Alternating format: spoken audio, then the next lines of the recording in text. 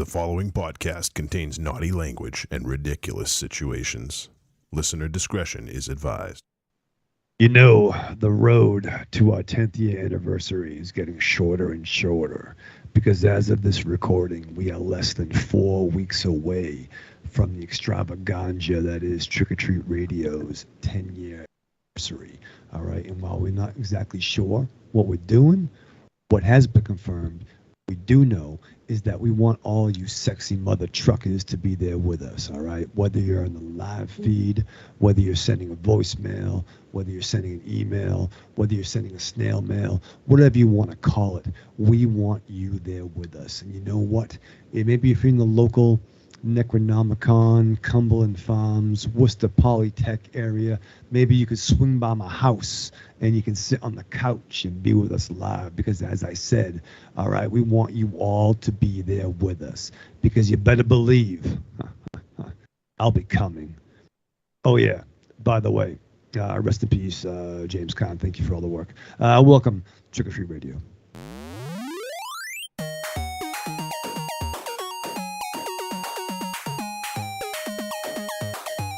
Welcome, all you sportos, motorheads, geeks, sluts, bloods, wastoids, dweebies, and dickheads. You're listening to the hottest show on the airwaves, Trick or Treat Radio.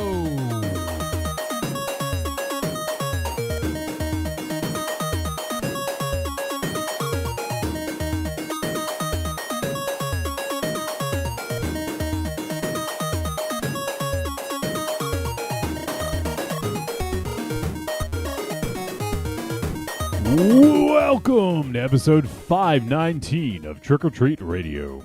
Trick or Treat Radio is the world's most dangerous podcast and is recorded in front of an undead studio audience here at Castle Wolfenstein, also at the Lair of Lost Swag within the Raven Chateau and the Lair of the Gods. We are live from 3 locations. It's weird being 3 still. You know, occasionally it happens, once in a while. Just the 3 of us. Yeah, you know, we can make it if we try. We're fucking trying, Johnny. I'll tell you that much. Speaking of trying, what the fuck was that James Caan toss in at the end? Oh, by the way, we're really sorry you died, James Caan. Yeah, that was like the saddest tribute to someone who passed ever. Ever. Yeah, literally the saddest tribute ever. I mean, the man is dead, Wolfie. It's the fucking Godfather, right? Yeah, you know, he's dead. He did some shit. Let's move on. But I mean, the coffin corner was somebody else's gimmick. You know, yeah, it doesn't. You know, you don't have to steal the name. We could talk about all his work on the show rather than just he died passing in your intro. And thank you for picking up the baton, Aries. That's why we're so fucking fluid, even without Monster Zero. I think we should all reflect upon the career of James Cameron. Not James Cameron, James Caan. Oh my God. Fun with you. No, he was not only was he Sonny in The Godfather. All right, people forget he was in Misery. You know what I mean? He was in. People don't forget that. He was in Alien Nation. Alien Nation with the great. Nope. Mandy Patinkin. Mandy Patinkin. Thank you.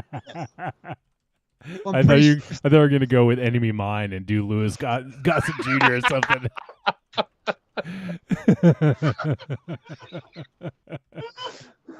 Alien Mine.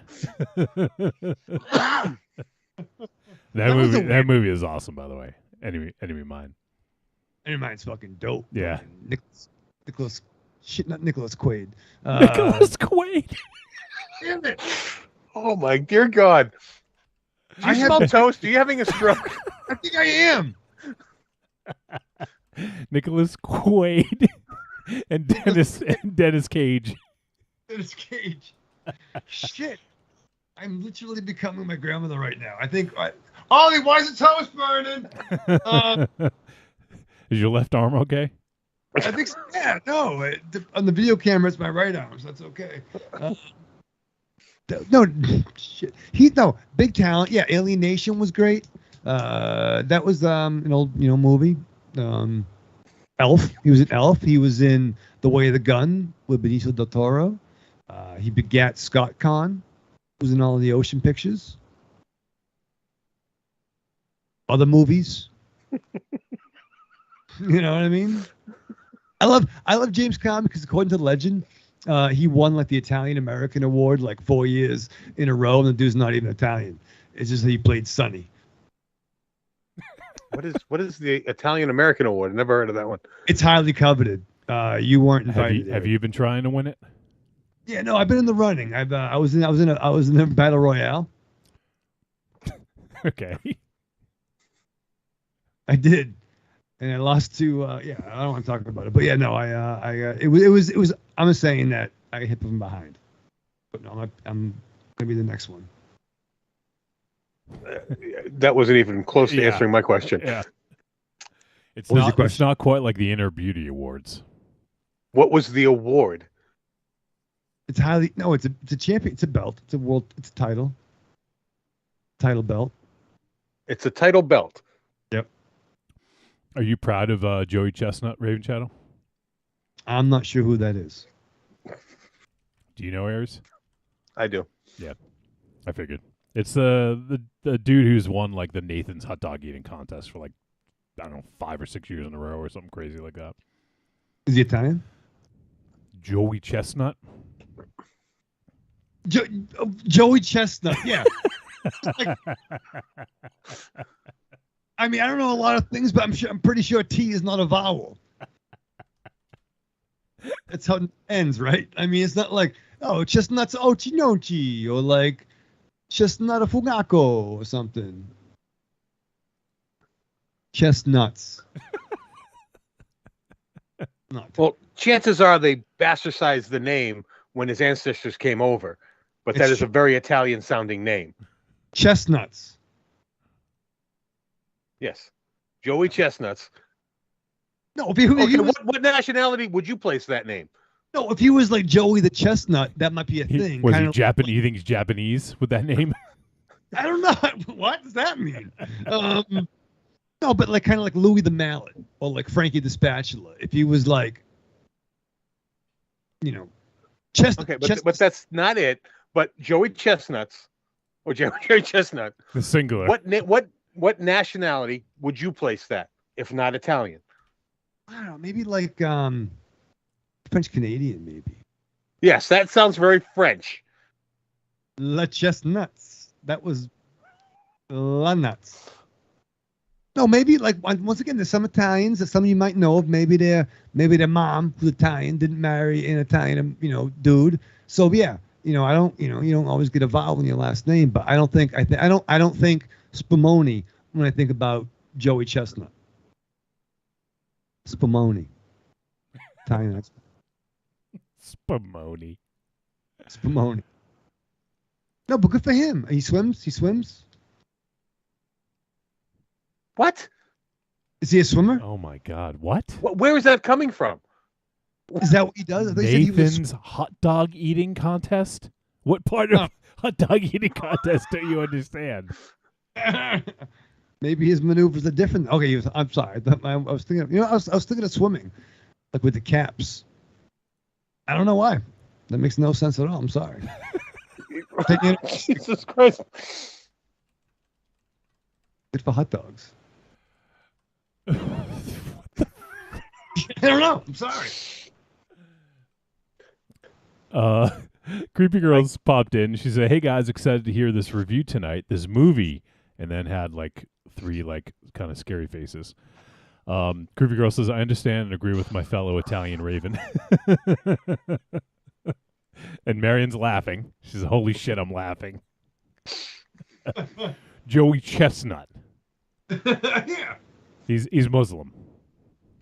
I don't know. Joey bag of chestnuts. You know what I mean? Jesus. Joey Kenobi. Joey yeah. If it's like Juan Kenobi, that'd be something different. Like he could be like California, like a Vato.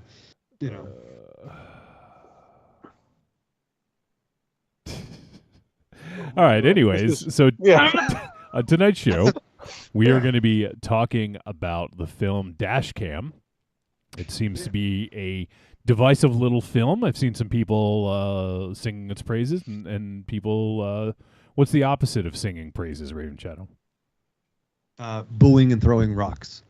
I've seen people booing and throwing rocks at the movie. Fuck you, And I've seen people taking Nathan's hot dogs and throwing at the movie as well. Throw them in the pool, kind of like when you throw squids in the ice. What do they do in hockey when they throw shit on the ice? They show like fish, right? It's when you get a hat trick. Which rhymes with psychopath. Sorry. So, when is the? I'm trying to think, because the hat trick they throw the hats on the ice, but there is a thing where they throw Fish. Not fish. I think it's like an Squid. octopus. Squid. Squid and octopus. Yeah, I forget why. But, I'm gonna look kind it of up. Right? And who brings What? squid? It's kind of a dick move. And how much does that cost in the garden? Because I know like a beer probably costs like $20. Well, there's So- not a vendor for squid. There should be. So they bring them in. Like the old joke, like who brings tomatoes to a play? You're saying all the people brought their own squid? Yeah. BYOS? When this happens, yes. It's fucking weird. That's why it doesn't happen a lot. Yeah. But do they coordinate? Maybe. Like are you even like I'm really into some squid chats? Like I don't know, but that existed before the internet. So it originated in Detroit for the Red Wings, and back in the day, you had to win 8 playoff games. So it says the NHL boasted only 6 teams. So this is old school in the 50s, and you needed 8 wins to win the Stanley Cup. So the Red Wings swept the series that year in 1952, and the octopus has come to be the good luck charm ever since. So somebody threw an octopus on the ice at the stadium after winning 8 games to win the Stanley Cup. So 8 legs, 8 games, I guess. I don't really get it, but okay. Yeah. Now, see, that's the weirder part to me. The guy who started this guy just happened to have a squid. It's not like there's a planned little known thing where it's Right, like, okay, right. we're gonna throw squids today, and people bring squids. Just one guy brought a squid. And like, was it a live squid or was he going to eat that later? Like, yeah, let's probably eat this during halftime or intermission. I'd be willing to bet by the time he threw it, it was no longer alive. Hockey games are not short. Oh, fucking weird. That's people. I'm not saying it's right. Marion is like, she can't get over this. She says he swims? He's a swimmer? And she said, last night's movie made me cackle a few times. I assume she's referring to Dashcam. Yes. And Evil Corny's hanging out. He says, hey, Marion, hey, creepy girl. And Marion is still laughing about, he's a swimmer? I don't know. I was thinking about Michael Phelps earlier today, you know. Is that you do that often? Sometimes, you know, I mean, and actually, well, maybe speaking of squids, maybe I was thinking about The Deep, if anyone's caught up on The Boys season 3, because fucking wow. Some shit going on over in that program. Yeah, Rocky told me I need to watch The Boys. I've never seen it, so he told me last night on the Star Wars show that I need to watch it. Oh, buckle up if you have never seen it. Yeah, I've never seen it. We were talking. It was just Rocky and I on the show last night, and we had a conversation about some of the other shows that we've been watching. You know, I just finished Stranger Things. He just finished watching The Boys. So we're just talking about, like, is there anything that Star Wars could add into their streaming shows that other shows do well? So we kind of had a, you know, he was talking about that. Obviously, I don't think there's anything you could take from The Boys to put into Star Wars, but from based on what he was saying. But actually, I did finish. I finished Kenobi. Kenobi. Yeah, and you guys are all caught up, right? No spoilers. no spoilers, just in case anyone hasn't seen it. But yeah, I've seen them all, obviously. Airs. Yeah. Remember you got mad at us last week because we started talking about this? Mm-hmm. Yes. I enjoyed it. I yes. I thought it was really well done, and I was very surprised by the plot they went, and I'm very happy with it. Now, there's a few jokes I could deal with a real ending, but I do kind of get it. But I thought some of it was funny. But no, so killer. The cast was great. I loved the denouement was a lot of fun, and I thought it really it wasn't the Kenobi story I thought I wanted, but I'm very much glad I got this story. Yeah. And as Corny said in the chat, hello there. Hello there. Hello there. Hello, Kenobi. Hello, Kenobi. Hello, Mr. Kenobi. Hello, Mr. Kenobi. It's like Mr. DeBurgi. Hello, Mr. Kenobi. So yeah, I know Raven Shadow is like back on season 1 of Stranger Things, right? Or 2? Yeah, and that's cool. Like I know Marion's It's cool. It's a fun little program. No, I enjoyed it. I did not like it. It's just a gluttony of riches right now. But I will see it eventually. I'm gonna watch MASH eventually too. It's funny. Rocky was also talking about that last night. Aries, did you finish Stranger Things by chance? I haven't gotten a chance to watch any more since last Okay. week. So All right. I did finish the 2 most recent episodes. All I'll say is the season finale is almost 2.5 hours, so just make sure you prepare for that. It goes by super fast though, and I absolutely fucking adored this season. It might be my favorite season. There are some really epic moments. Yeah, I won't say too much more, but I really dug it. So, if people haven't finished it yet or haven't even watched it yet, you should. It's very good.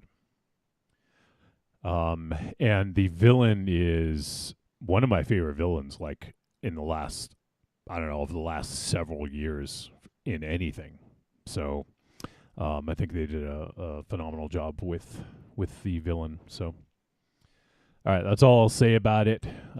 Still, I know it's still fresh. Came out less than a week ago. So, yeah. And Creepy Girl was saying so many people dissing Stranger Things.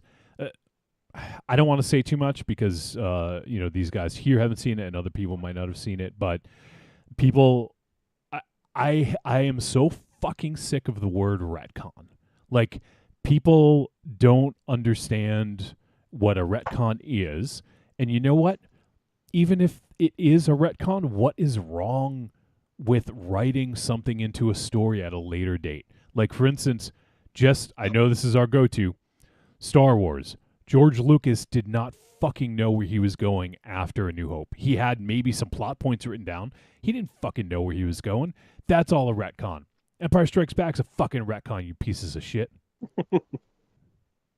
I love the fire. I love when Johnny gets fired up, then I get fired up, and then it gets bad. It gets bad or it gets good. It gets good. Depending on your perspective from a certain point of view. From a certain point of hello there. But you're right. Like, some of the biggest things that we hold dear, right? Some of the truths, whatever the fuck that he says.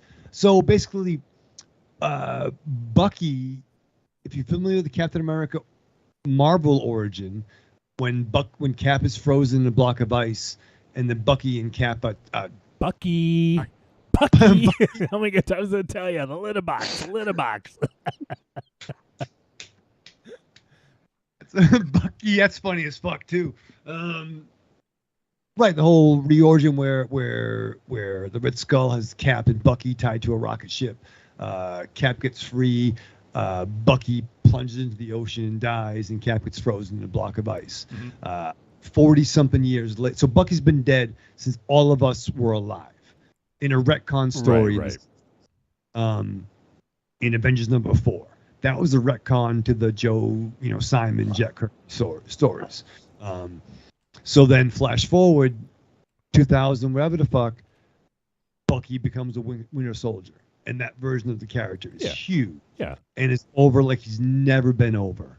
The return of Jason Todd has been a retcon. So like, not all retcons are bad. And they do happen on the fly, guys, because they got to put shit out and sell some issues or movies or shows. Yeah, comic books, like literally every story at this point is a retcon if it touches anything in the past.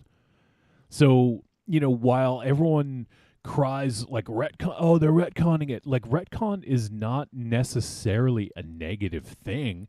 And I think the thing is that people don't necessarily understand what that word means either. A retcon isn't always negative, and because they change the way you look at things, I feel like people just are mad because they because they didn't notice it, or, well, that wasn't there back then, like, you know what? Like, there's some things in Stranger Things that actually, like, that take place in season 4, that if you actually go back, they are kind of there in the earlier seasons. So fuck off with that. But still, it's also too, you kind of gotta like take what works and what doesn't. I mean, if you're in, how many times they fucking teased that Gambit was the third Summers brother? If you read X-Men in the 90s and read Wizard consecutively, then it was finally revealed, oh, it's Vulcan. Who the fuck is Vulcan? In a storyline. Nanu. No, I don't think it was Vulcan. From the planet Vulcan. Mork, imagine Mork is a Vulcan. That's kind of funny. But like, right. And we talked about, actually, we had the retcon definition a few weeks back. And right, sometimes it might make a character do something different, but that's happened several times. Yeah. With year 1 of Batman, it was revealed that Selena Kyle had a background in some prostitution. I don't think it was a retcon. It was just you were modernizing the character a little bit because, spoiler alert, gang, if you read Captain America, we talked about this before, in a picked up book now, and you read him when he first appeared, it's not the same character. It's not the same shit. Yeah. Like, and part of it is a retcon, like the negative connotation usually speaks to sort of accounting for an inconsistency. So if there's some continuity issue or something like that, and someone like missed something, then they may have to rewrite something so that they can make it make sense. But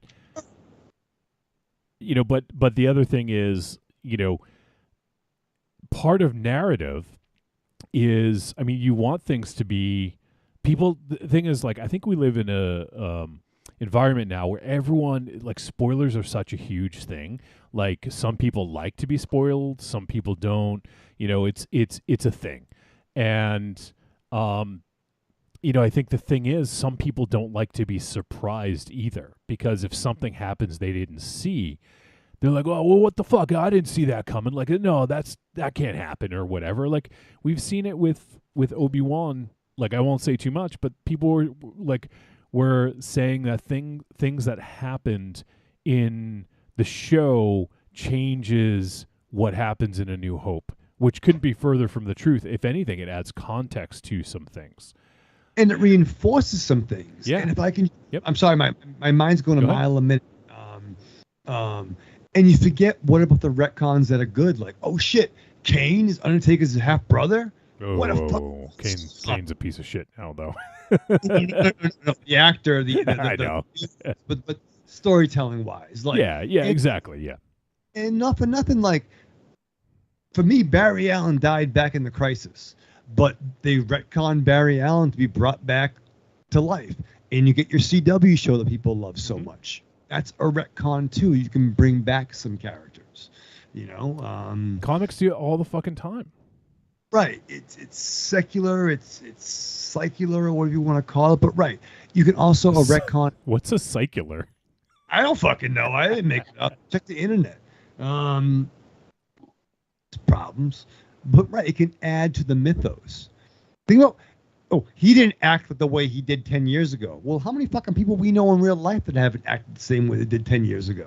Or Right. You know what I mean? Like, well, that motherfucker didn't do it. Oh shit. I remember when he peed on fucking. I mean, whatever the fuck. But like, that's a different story. But But would he peed out the screen? No, not a screen, but in a circle. On a former Boston radio station talk show host. It was a Hampton Beach story. But regardless, people change, characters change, storylines change. You know, we've all been. It's like whatever the fuck. So Marion says Dad Bod Hopper is hotter than MMA fighter Bod Hopper. So when you get to season 4, you'll know what I'm talking about, Raven Shadow. But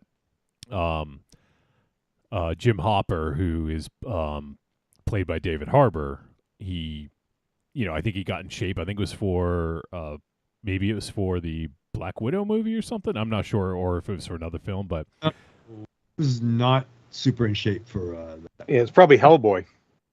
Well, Hellboy was even longer ago. So yeah, he's not in shape in Black Widow. Okay. Yeah. So maybe it's another role he's got, or maybe you just want to lose some fucking weight. But anyways, he lost a ton of weight. He looks really good, and apparently Marion prefers pudgy Hopper. Creepy Girl liked the ripped Hopper, and Creepy Girl also says Stranger Things is fire. Period. Especially for people from the 80s. See, and Creepy Girl fucking knows. And also, Evil Corny says, I'm going to retcon the Evil Corny origin story. This one, I'll be bitten by a radioactive Blu-ray player. I like it. It's good. What would his superpowers be, Raven Shadow? He'd be in 4K all day. Okay. Right? Yeah. No, Sure. I don't know. What do you mean? He'd be in HD? He'd be what level D would he be? What's the best D? I think you tell me. You tell me. I would think 2 Ds, but that's already covered.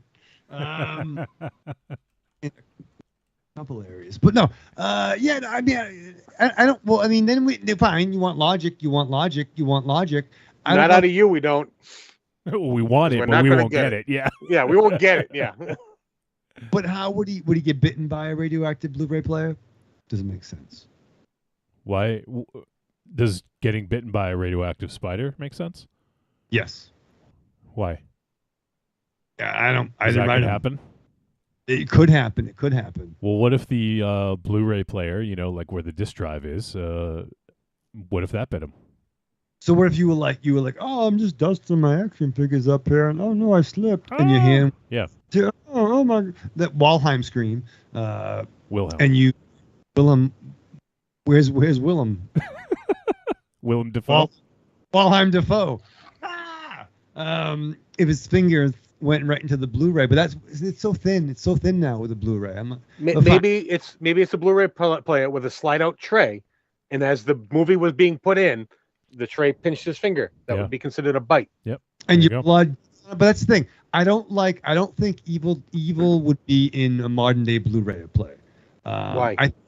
I don't think evil probably stop at typewriters. I would think evil would exist in Blu-ray players. Yeah. To suck people in. We've seen evil VHS, evil video games. Yeah, no, I think evil plateaued at books, typewriters, tools. Wait, evil can be tools. Where have we seen an evil typewriter? I'm writing that script now with Oliver, bro. Yeah, you can buy an evil typewriter.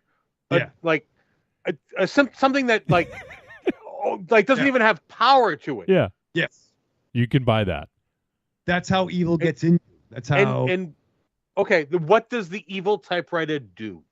No, it fucking writes letters that says you fucking wrote it, and it says really negative shit about you. You're a piece of shit. Yeah, it says like, and it came from the desk of Michael Ravenshaw. Yeah, it lowers your self-esteem. Lowers your credit score. Your credit score. Yeah. And all these evil pieces of paper just get ejected onto the floor behind the typewriter. Yeah. That makes sense. And do absolutely nothing. Yeah. So essentially, to defeat the evil typewriter, you close the door and never walk into the room again. Yeah. And don't give it any more paper. But but Aries, you have to write that paper for school. Yeah, it's fucking due tomorrow, Aries. What do? If you fail school, your father's gonna send you to the military and School. yeah. So like you have to write this paper. I believe I will go to a slightly less outdated median and go to a desktop. Well, that's great. It's like Freddy Krueger's a fucking. Yeah, it's like if you want to graduate, you go, oh motherfucker, you're writing all fucking swears in your paper. It's like no, the Algonquins conquered Maine or whatever the fuck. I'm not sure about history, but whatever you try to type, and then Satan is like making you type like swear words, and the paper's due in the morning. Yeah, but the thing is, Raven Shadow, think about this. You don't turn that paper in. If it was on the internet, it lives forever. But that's why you got to bring it to class. That's why you. Yeah, but why would you bring a paper into class that you didn't write that is written by the devil? Well, first of all, I brought a lot of papers into class I didn't write. Okay. There were any of them written by the devil? Well, depends on a certain point of view. Yeah. Anyway, it was submitted, and sometimes you got to make a run for it. But no, I don't think Evil shouldn't have a USB cable. Why? In this day and age where we're being overrun by technology, that is where evil would be. Yeah. 2 words for you, Elon Musk. You know what I mean? Or like who's the Twitter? It's a more. But no, they're nerds. But I don't know. I think true evil is better in like artifacts, items, fulcrums. Talk to Stephen King. You saw Maximum Overdrive, right? All right, okay. Stephen, pick up. Maybe Monster Zero can go fucking get his number for me when he's fucking in the elephant graveyard known as Maine. Oh yeah, let's expand on that. Do you have a problem with the story Maximum Overdrive? That makes sense to me. But that was technology at the time. Yeah, but 80s technology. At the time. If you wrote Maximum Overdrive today, it would be more about computers than it would be about automobiles. And computers are in automobiles, so. Yep, they're in your pocket. Shit. All right, true. So yeah, fine. I mean, the soda can scene was fucking harsh, man. Little kid getting pelted in the face. All right, fine. But no, yes, fine. All right, so I'm not saying that I'm not completely unopen to that, to the evil of modern technology. Agreed. It's just not technology on purpose. But no, fair. You made a very good point. I agree with that. Maximum Overdrive was scary. That was my first horror movies I saw as a kid, as a pup. So yeah, all right, respect. Okay, so now move that forward into the 2020s. What if technology was haunted? Yeah, maybe some technology. The fact that every person, I should say every person, probably let's say beyond 90% of the world's population has some form of technology on their person at any given time. Evil taking over that technology is terrifying. You know what's kind of funny about that? This is a movie now, because now we're getting somewhere. So evil is like fucking in like hell, and they got fucking high speed internet, because fucking like, who's the guy that died who invented a lot of like rich stuff? Gates. Invented rich stuff. Bill Gates? He's still alive. Who's the guy that died? Steve Jobs. Yeah, Jobs. So like Satan has like Steve Jobs down and like, you fucking make some new technology, and then somewhere whoosh, he's got like an Alice Cooper riding crop, and he's hitting him. What the fuck? Where do you come up with this shit? Why does it have to be Alice Cooper? Alice Cooper evil. Alice Cooper's not evil. No, he's actually on the golf course, but he looks not evil. That's Vincent Furnier, right? So like the devil is like, fuck, we're gonna make some fucking viruses, some satanic viruses. But what if heaven's like, yo, like download heaven software, right? Because you download what's like the antivirus stuff, right? But what if like heaven and hell, you had to download the heaven app? Otherwise, the fucking demon app would come get you. I don't have either of those apps. Yeah, you got problems there. I'll tell you that much. But like, what if that was a thing? Fine, yeah. Nobody. I'm sorry. Are you like you're on our side now? We can't have an argument if the three of us are agreeing. I know, but that's why we're coming together. We're gonna create something. 10-year anniversary. We're gonna make a fucking an idea for a movie that we'll not never make. I think we need to have. I think a new segment needs to be like the Raven Shadow pitch sessions or something like that, where somebody gives us a topic and then we try to pitch a movie based around it. Oh, yeah, pitch blackout. There you go. You just throw something in the wall till the fucking. Well, we just call it the Raven Shadow flip flop. No, that's every conversation. He's gonna have his own branded flip flops with his face on them. One is happy, one is sad. Yeah. Oh man, we need to get on this right now for the 10-year anniversary Raven Shadow flip flops. Holy shit! Oh my god! So let's circle back. Oh. You can now buy that Evil Corny got bitten by a radioactive Blu-ray player. I think there's a better idea there, but no. So thank you very much. So make it better. Make it better. Why are you thanking me? I thought because you're contributing, and I like that. Okay, no, don't do that. No, I'm having fun. Don't do that. I'm sorry. So here's the thing. As a rule, I don't love certain things, but I'm open to new ideas. And I think I was showing that. So something I think. So here's the thing. Making it better. I don't think it biting him, but what if he was merged with it with magic? What if magic merged? I think magic and metal devices make more sense to me. That it's like tailor made. You put a disc in and it bites you. Like now he's going like magic. Yeah, I'm sorry. You're taking technology backwards, is what you're doing, because that is what we're getting into with the whole magic with inanimate objects. But so would it be all Blu-rays or a particular Blu-ray? Like, was it there's one Blu-ray player? Yeah, like Spider-Man with the spider. There's Evil Corny with the Blu-ray. So it was the one. A bad Blu-ray. Like, so what if? So what if what if he played a movie in it that he shouldn't have played and it okay, you on that? I'm with that. So basically there's a vicious killer on the loose, right? He's fucking running amok and he's fucking doing bad things. And it's set in the 90s or early 2000s when we had DVDs. And he filmed his fucking exploits, right? Play Blu-ray.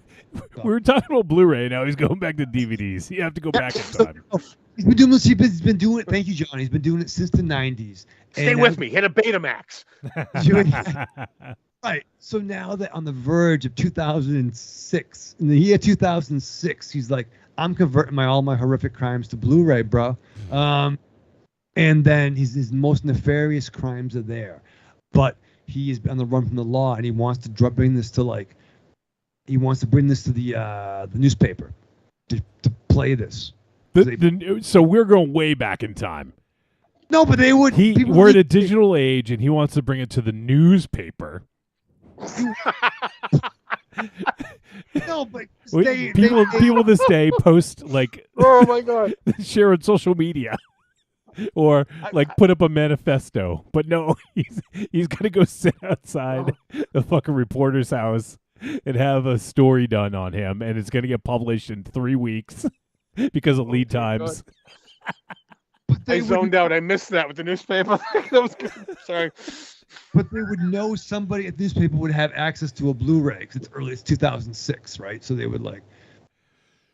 It's probably actually, you know what? That's your column. It's a Billy Bob Blu-ray discussion, and they know this guy is the foremost expert on Blu-rays. So the killer. The foremost expert on Blu-rays. Yeah, dude. It's a fucking disc. Well, you know what? No. Because you're completely off the rails. I'm gonna stop you here. I'm gonna try to help, and I'm going to deviate from Corny's plan a little bit. Evil was bound to take over the world, but they placed all their money, all their evil spirits in HD DVDs.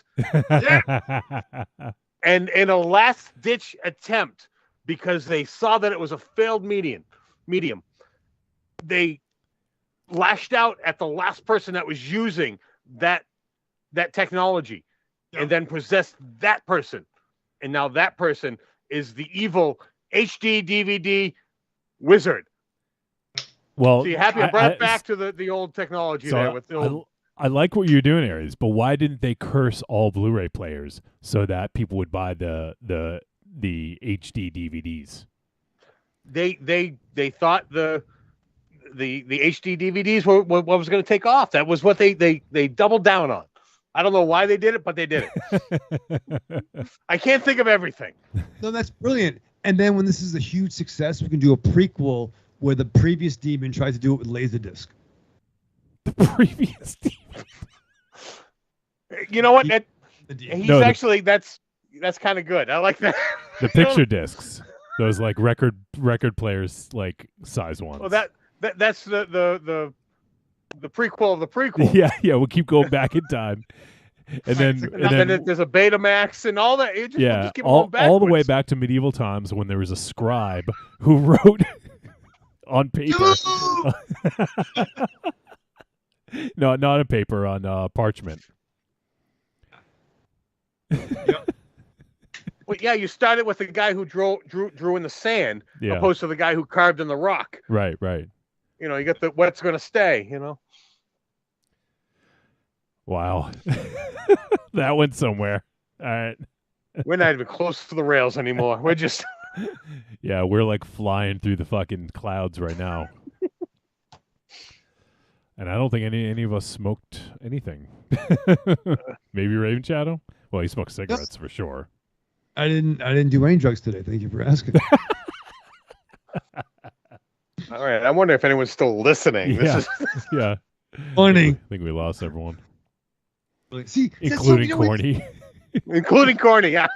Click. What the fuck, Corny? Hello. No, but see, I missed that. It's collaborative. I love that with the ideas. Everyone takes a turn. So nice.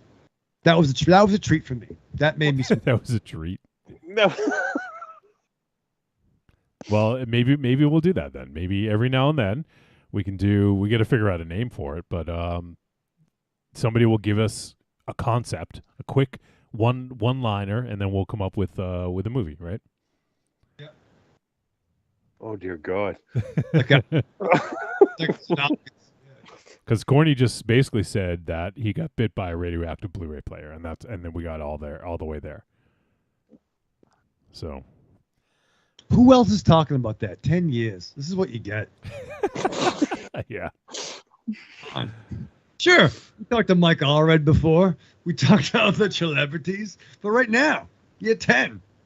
Radioactive Blu-rays. Oh man! All right, so I did mention what movie we were talking about, right? I think I mentioned Dashcam earlier. Yes. But anyways, I think we should get a move on and get to the film discussion, and then I don't know. I think we have one voice message. So if anyone out there is listening to the sound of our voice live, and you want to send in your thoughts, whether it's about the film Dashcam we're going to talk about, or films we've talked about in the past, or any old thing, if I don't know, you want to do your own little double tap, 2 things you've been digging, you can always call and leave those. So you can send it to podcast@trickortreatradio.com. We always appreciate hearing from you guys. And there's still time if you're listening live. If you're not listening live, you know what? Fuck it. Send it in for next week, right? or the 10-year anniversary on the 28th. I think that's it. Let me just double check the date on that. Yeah, Thursday, February 28th is going to be our 10-year anniversary show. And send it in for that if you want. But, all right. So let's talk about ways that you can help support the show. And there's a few ways you can do this. First and foremost, you can go to patreon.com/trickortreatradio. And there you can help support the show for as little as $2 a month. That's it. $2 a month gets you a new episode every single month. So we put out Patreon exclusive shows. These are shows that we have no plans to ever put on the live or on the main podcast feed. These are ones that will be special, only to Patreon subscribers. And so far, like, we've done like some different kinds of discussions. We also did one of the ones, this is like a couple years ago, we put out was MZ and I hosted a panel with Cassandra Peterson, a.k.a. Elvira, and we happened to have the audio for that, and that was one of the episodes we put up there. And we've done some film commentaries. They're a little bit more difficult to do nowadays remotely because we did record those back in the day pre-pandemic. But yeah, so we have a bunch of different stuff on there. And once you subscribe on Patreon, you get access to all of it. I think there's 36 episodes. So there's that. We have videos of most of the episodes up there. And then there's some other perks as you work your way through, all the way up to the Patreon takeover. We have a couple slots still available this year. So if you guys are interested in doing that, what happens is with the Patreon takeover, you get to come on, book the show. You pick a film and a topic or two films, and then we invite you on the show if you want to come on. We've had sometimes people haven't been able to, or maybe didn't necessarily want to, and just hear us talk about it. But that's the deal. You can do a Patreon takeover if you get into that tier as well. So give it a look, patreon.com/trickortreatradio. And we also will be doing some stuff for the 10-year anniversary. We're actually talking about some plans before the show. We're hoping to announce the plans next week so that you guys have a good 2 weeks advance notice. But one of the ideas we're kicking around is a weekend long celebration. So that would be, if we do that, it would be the 28th would be the 10-year anniversary, July 28th. And then we might do something on the 29th and also on the 30th. So that is tentative right now. We got to make sure we can get everything squared away for that. But regardless, should be fun. And hopefully you guys are available and can join us for that. We'll have more details soon, probably next week. Creepy Girl asked if I said February 28th. Did you guys hear me say February 28th instead of July? I didn't, but usually when you go into this tirade, I kind of just hear the peanuts teachers and. What about penises and teachers? What? No, the peanuts. You know, the wah wah wah. You know. Wow. All Sorry. Right. So if I ever want to say shit about Aries, I'll do it during that section. Yeah, I guess it's just kind of white noise.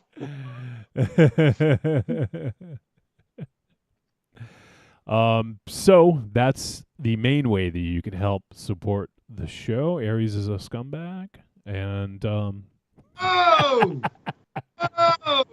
What? That's how people can support the show. What's so outrageous about that, Raven Shadow? It's outrageous, yeah.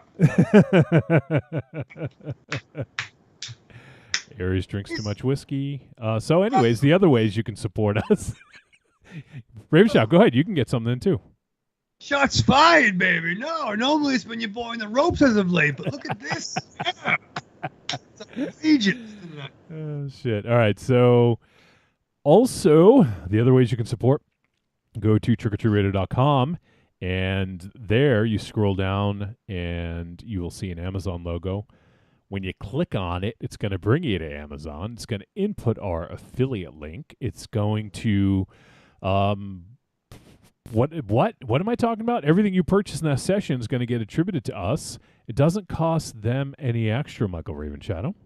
It's another way to help keep the lights on. That's right. There's lots of lights to keep on. So we've talked about, all the different things, streaming software to do, to do the video feed, the software for that. I don't know. There's so many things, so many softwares, so many subscriptions. We actually need a subscription for Skype to keep that going. So I think I said last year, we basically, I think we made $2. So like out of all the money that we got from Patreon, I think we ended up making $2 when I did my taxes at the end of the year.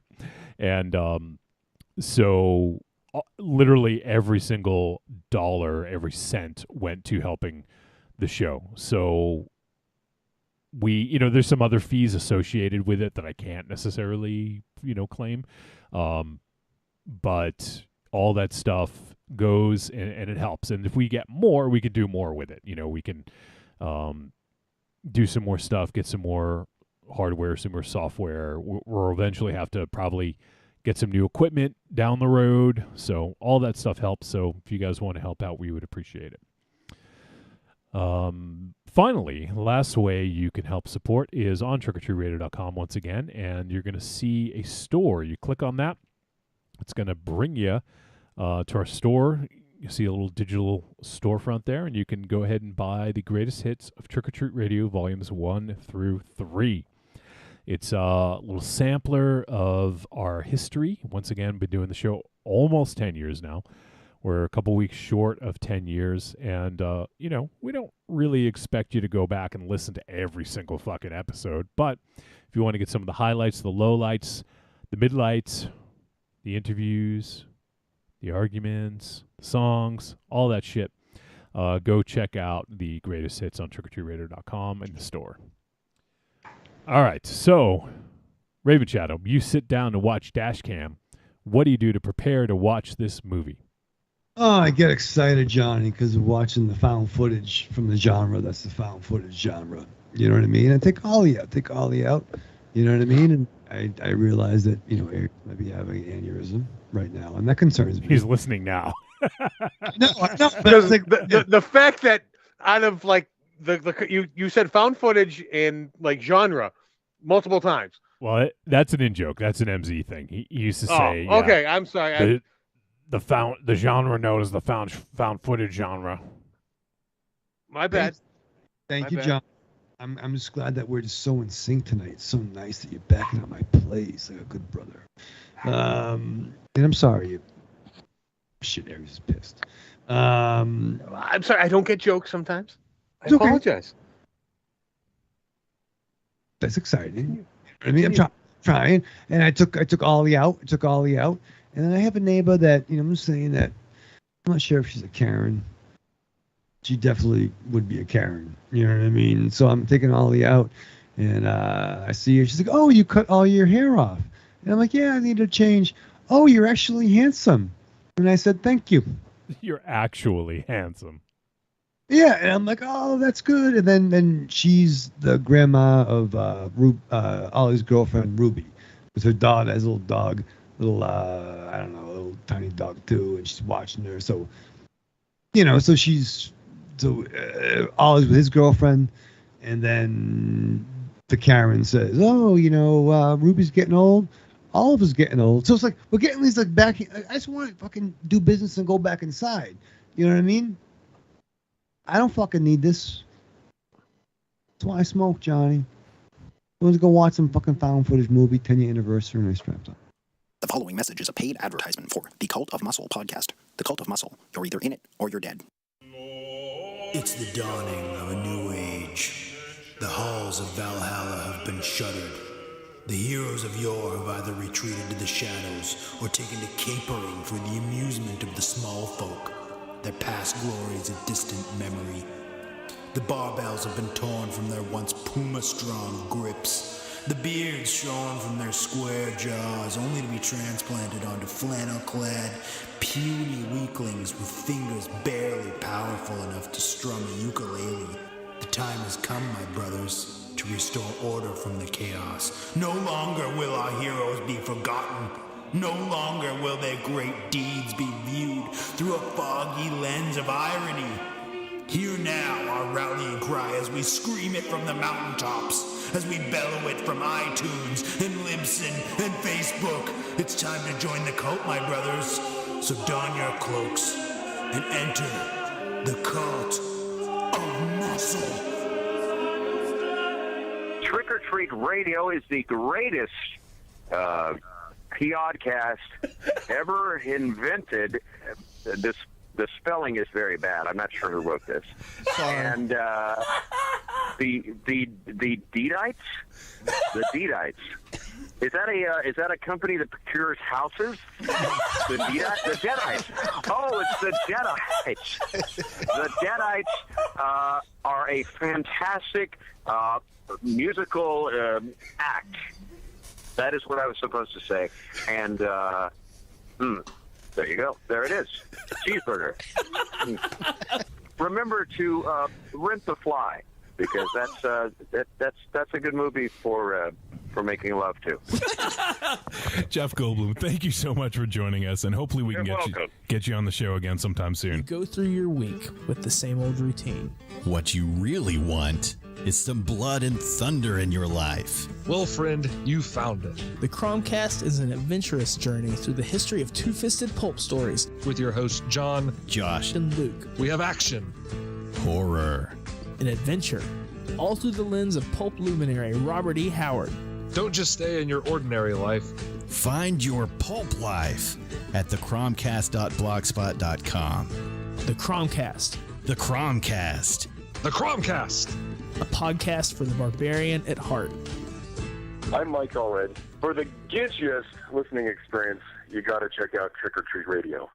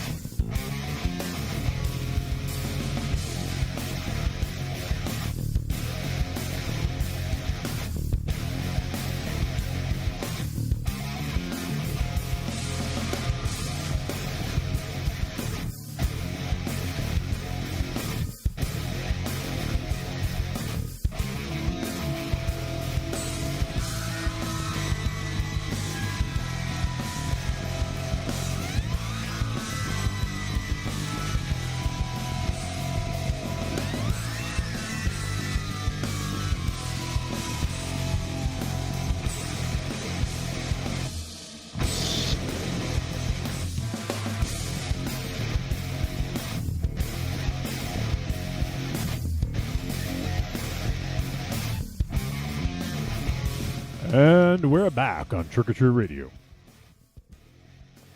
And it is time to talk about a movie. And that movie is Dashcam. So, Dashcam just got a release let's see. I don't have the date in front of me, but a few weeks ago. And it is rated R. It is 77 minutes. Did you love that, Aries? That's an appropriate length for what this movie was.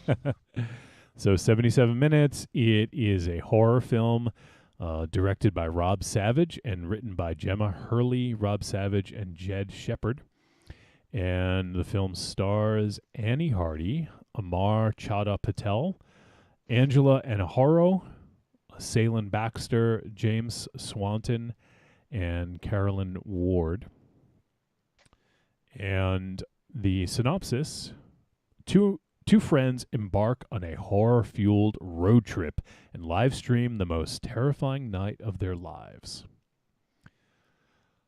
So the interesting thing about that synopsis is I wouldn't say it makes it sound like two friends like knowingly went on a road trip, but I feel like one was kind of like dragged along because he was trying to retrieve a stolen car. But, hey, you don't need to have all the nuance in the synopsis, I suppose. Yes, Raven Shadow, you have your hand raised. So I do, that synopsis fucking blew me away, by the way, as I walked in the room. So, how are we going to navigate this one? Through spoilers. There's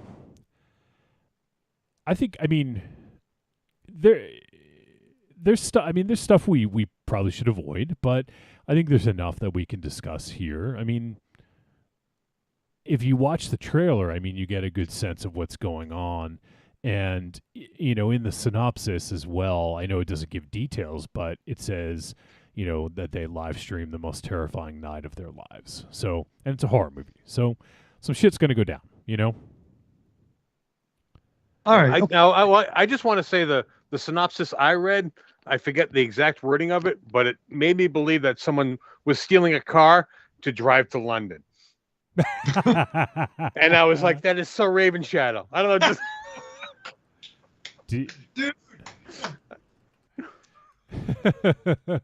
Do you think you can do that, Raven Shadow? I totally thought about Linus the entire time I watched this movie.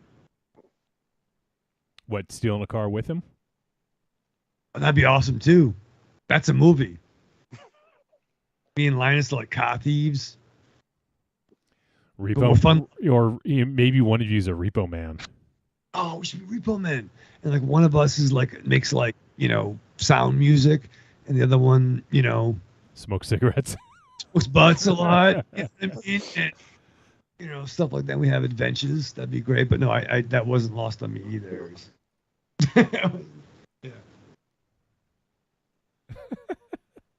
All right. But that this is a movie that's definitely in the pandemic verse. The pandemic verse. Yeah. Yeah, it definitely takes place in the pandemic for sure. So I was not familiar with any of the actors in this, and Annie Hardy plays herself. And she's been in, she was one other movie.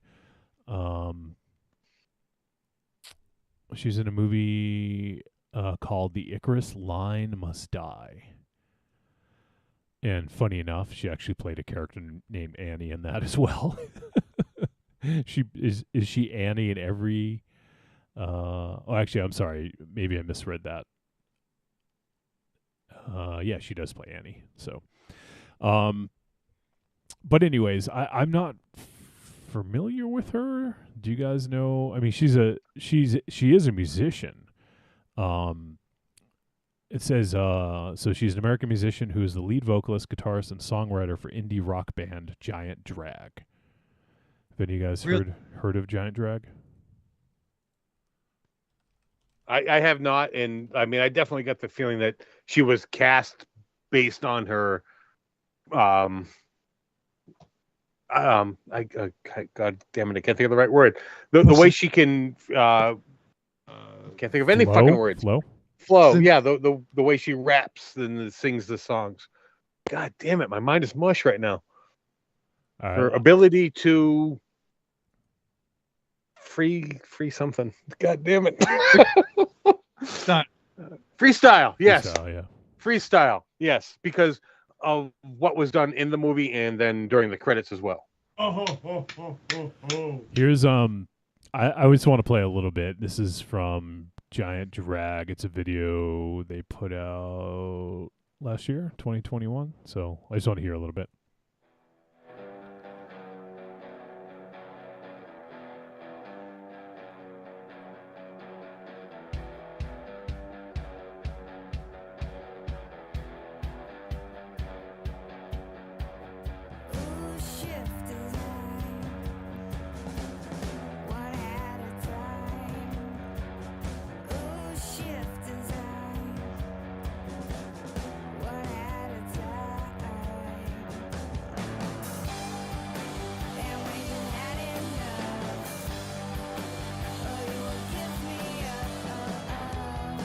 So pretty different from, what we saw in the movie in terms of the music style, because in this she was doing sort of, more like freestyle rap, or sort of just off the top flow. I don't know what you would refer to that as, but so I'm just looking at her Wikipedia page because, like I said, wasn't familiar with her, but it says previously signed to Interscope Records, she was voted one of NME's 50 coolest people and has received major news coverage in NME, Spin, MTV News, and Rolling Stone, among others.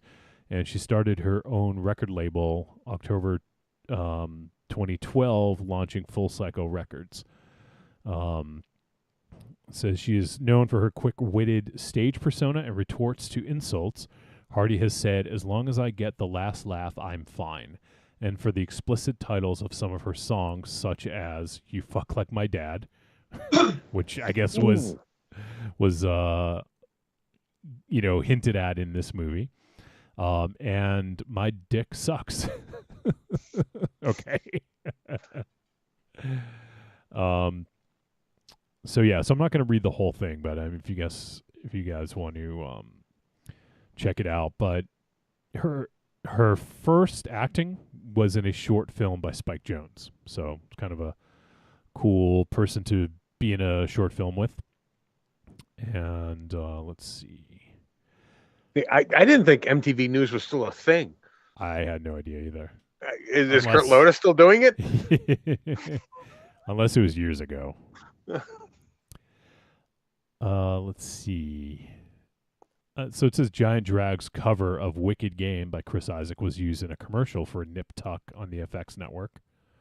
I think I remember that, actually.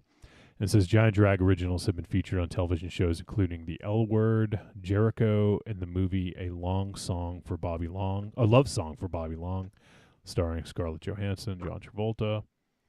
And looks like she released her debut solo album in 2017.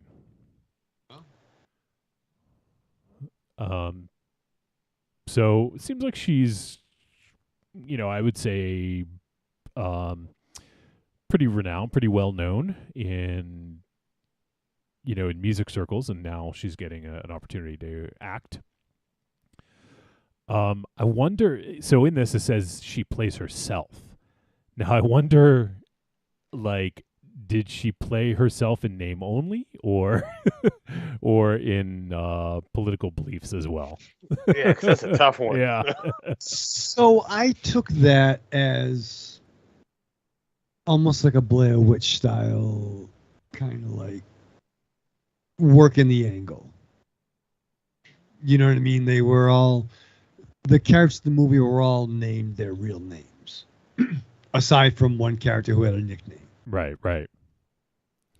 So I that's how I took it. Or almost like a professional wrestling thing where they played exaggerated versions of themselves. Yeah, I'm sure that's true.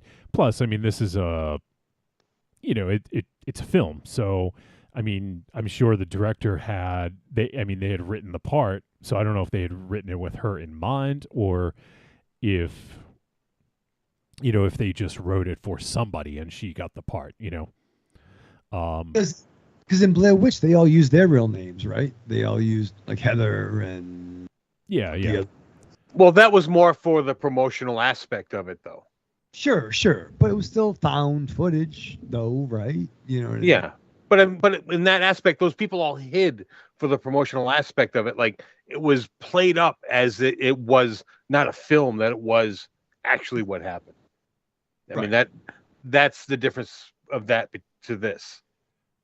Yeah.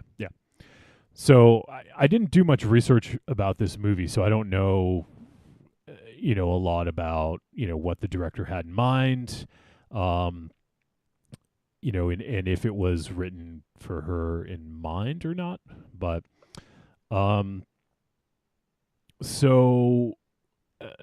Creepy Girl just asked a question in the chat room. I'll get to your question in a sec, Creepy Girl. I want to set this up a little bit. So we basically, the movie starts off like it's a live broadcast, as if kind of like what we're doing right now, but but in her car, basically. It's like Facebook Live or going live on Twitter or Twitch or whatever, YouTube, and just her placing a camera on her dash, and basically like her kind of gimmick is, people will put in words in the chat and she'll work them into her like lyrics, into her flow.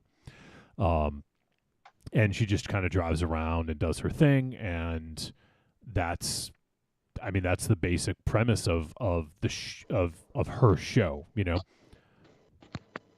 But I took it too, it's also too like it's in the pandemic, so it almost seemed to be in the early stages of the lockdown. So it definitely was, yeah. So like it's a hard. Whatever, but those of us who were air quotes frontline workers, but like probably like 19 or early 20, when people were maybe getting fed up with the idea. So it seemed like her character was very outgoing. That already had this plot. Because she was able to fly over to the UK. So my guess is like maybe heading towards the end of summer, early fall of 2020.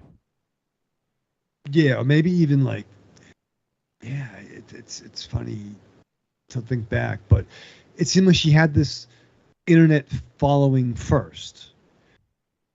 And then it seemed like, for me, like her political beliefs changed as a result of the pandemic. And that became a focal point where she did become a Karen. It was very obvious that she was an anti-masker. Well, I wouldn't call her. I wouldn't call her a Karen, but I think a Karen is a very specific sort of kind of caricature. But I think the thing. So we don't really know what her political beliefs were before. Like she does have we find out a little bit through her relationship with her friend Stretch, who we will meet, a little bit later, that maybe she's changed. Like we get the feeling that maybe she has changed from their time hanging out together. But that's really all. Like we don't know that her politics have changed. Is that just you just kind of thinking that they might have? Well, I mean, my my only part that thinking that she had changed was that she seems to do things that are really cool. Like she'd be a cool chick to hang out with. Crazy. Yeah. Like she goes on adventures and she's fucking. Like, but even like back in the day. Spontaneous. Yeah. Right. So let's say like back in the 90s, this would have been the girl. Oh, it's like we have plenty of friends that were like, oh shit, when motherfuckers here, gonna get nuts. You know what I mean? That kind of stuff. But she definitely, it seemed like, for me, she drank certain Kool-Aid, she wore certain hats, and she made her political views very clear, and her unwillingness to comply with certain restrictions was very obvious. Yeah. And even the fact that what really bugged me out, like she left her house and left her cat, which was a weird implication, to go overseas to see a friend that she was in a band with. Yeah, she just need to get out of the country.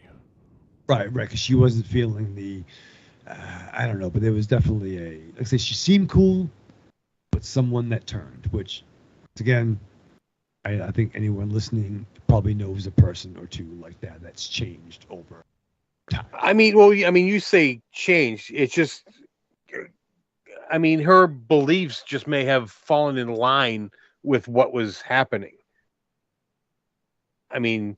Just because someone appears cool doesn't necessarily dictate their political beliefs. No, and that's true, and that's true. But like, maybe it wasn't. Maybe that's a blanket statement. But like somebody that you think, oh, hey, we have something in common, we would be down to hang out with. And once again, you could love. I could be a Red Sox fan. You're a Yankees fan. Whatever the fuck, we just won't talk baseball, or maybe we both hate the Marlins. What? Fine, we find some mutual common ground. But there's some common ground that it's like, I don't know how much we can truly discuss. Yeah, but that's the world we live in. Like shockingly, I am friendly and friends with Trump supporters. because I work with them, so I'm kind of forced to interact with them. But there are people that even before Trump came into office, I was friends with, and then when when everything happened, come to find out that's the side of the fence that they chose. Like, I'm shocked by it, but it's what happens. Like, you cannot know someone's political beliefs until they tell you.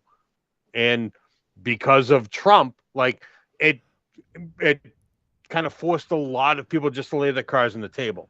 Yeah, and it was, the thing people said so much. Oh, I like him. He speaks his mind. Like, I don't know how many times I heard that, and so I feel like it emboldened people to be fucking douchebags and speak their mind because fucking Hail Trump was doing it. So, like, why not us? And I really think it created.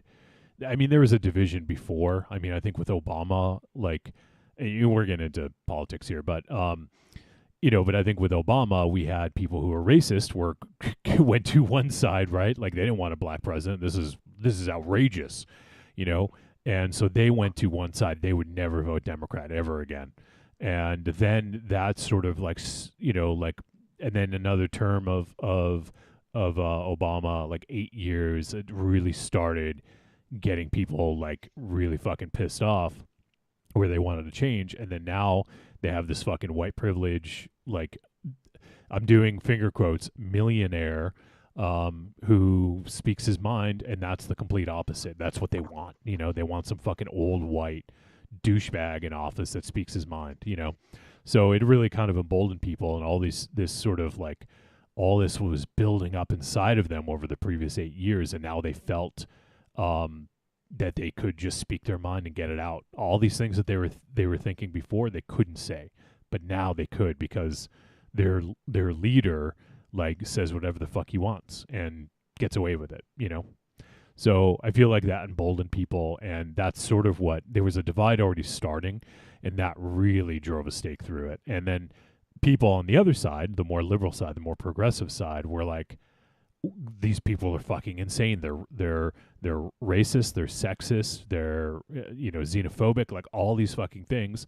They want to take away people's rights, women's rights. Like, it's just it's inhuman. It's disgusting. And to side with that, I think is just ridiculous. Like, before, Republicans were like all about like trickle down economics, right? Like, it was all about money, like consumerism and capitalism. But now it's like rights, taking rights away from people, and the religion is creeping way back up into it. And I feel that that's the Republicans' way of trying to maintain this grasp on a large section of the population, because if it's in the name of religion, then everyone who's religious is going to go along with it, or most people, not all, but a lot of people will. So because I mean, when she first grabbed that hat, I thought she was grabbing it ironically. I did too. Yeah, I did too. And as the movie progressed, I mean, she never really dove into that, like, fully embraced that. And I mean, this is kind of a stretch. I do know someone, me personally, that hates Trump, but at the time, the height of the pandemic, did not believe the pandemic, like, thought it was fabricated. So this person I know, who happens to be female, also would play into this, like, to a T. Like, hates Trump, would possess the Trump hat ironically, but doesn't believe the pandemic is real. Yeah, there are. I know some people like that as well, who are progressive leaning for the most part, but are like think that the whole pandemic is a hoax. So, because there's another aspect of it, there's a sort of progressive, liberal-minded folks who are so, like, they try to be completely distance themselves from Democrats because they're still sort of part of the establishment, you know. And there's a lot of conspiracy theories out there that get into those circles as well, which is unfortunate. But yeah, I mean, it's not just Trumpers, it's not just Republicans. It's, you know, there are other people who think that it's a hoax and don't want to, you know, be told what to do and to wear masks or whatever. Could some of that apparel be kind of like wearing like a like punk stuff in the 80s or something? Manson stuff, you know, certain people even wearing like German shit, or even down to like a DX shirt. Now that I'm saying that it's that like anti-establishment wearing something that's going to cause a reaction. People. I mean, I don't know. I'm not in that mind, but I do think that people who wear, you know, red hats or whatever, I think there is an element of, you know, raging against the machine, if you will. You know, right. The idea of I'm going to wear something that's going to make somebody feel uncomfortable. Right. Exactly. Yeah, that, and I mean, they also like wear like things ironically. Yep. And I think that is more of the youth culture of today. Speaking as the old man, you know, the Utes. The Utes, yeah. So I mean, like, so she was a very charismatic. She's a very charismatic actress, character, and that's very important to essentially be the anchor of a movie like this, right? Like it's Dashboard, and you, by giving the setup, you're giving a reason why she's filming all the time. Boredom, you know, maybe she was doing this once a week on YouTube and would drop her audio podcast on iTunes. I doubt that. You know, and maybe if without that cycle or network, she would do this all the time. Because she made a point to drive around and would film shit. Like, oh, that guy's riding. There's some dude riding naked. He must be getting crazy from they're crazy. Like, she just vocalized this, but she was don't judge people that rode around on bicycles naked during the pandemic. Listen, but you had an excuse. Why? Why did I have an excuse? It was freeing. There was no one around. Come on. The gotta walk and ride naked. That's okay. on your motorcycle, right? That's okay, because you're going by so fast, people can't really see. That's fucking ballsy. You better be a It is ballsy. The big hairy blurry just driving by. Fix those bugs coming in quick. Was that a Sasquatch? A mosquito in your brajol going 80 miles an hour. It's gonna fucking hurt. Yeah. Oh man. I'll knock you off your fucking bike. I ain't riding. So this does take place during the pandemic, and we have Annie, who is, you know, in her car live streaming, and she's just getting bored, and, you know, and we slowly see what she's all about, you know, and there's like a, you know, we talked about, there's like a Trump hat, a MAGA hat. And, you know, yeah, we did. At first, I thought it was kind of like just ironic. Like maybe she was going to go try to like rouse up some people. Maybe she was going to a rally, or she was trying to rouse up some people and to try to film that. That's kind of what I thought at first. But, you know, obviously that wasn't necessarily the case. And then she had the mask on that said slave written on it.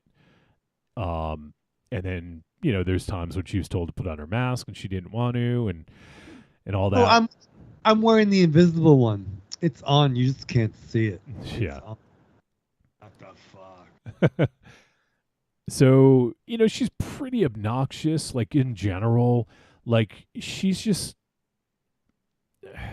like really, I feel like, I mean, we didn't get enough of her character to understand where she's coming from. Like, is there something in her life? Is there a lack of something? Why is she sort of this way? Like, we don't really get that, right? So we can't lean on anything to know why she is the way she is. I mean, it's possible she just likes attention. You know, obviously she's live streaming. She likes being on the spotlight. She is charismatic.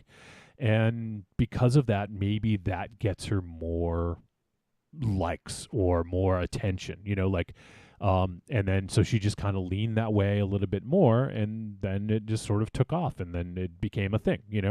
Who knows? Like, that's something we have to kind of fill in the blanks because we don't really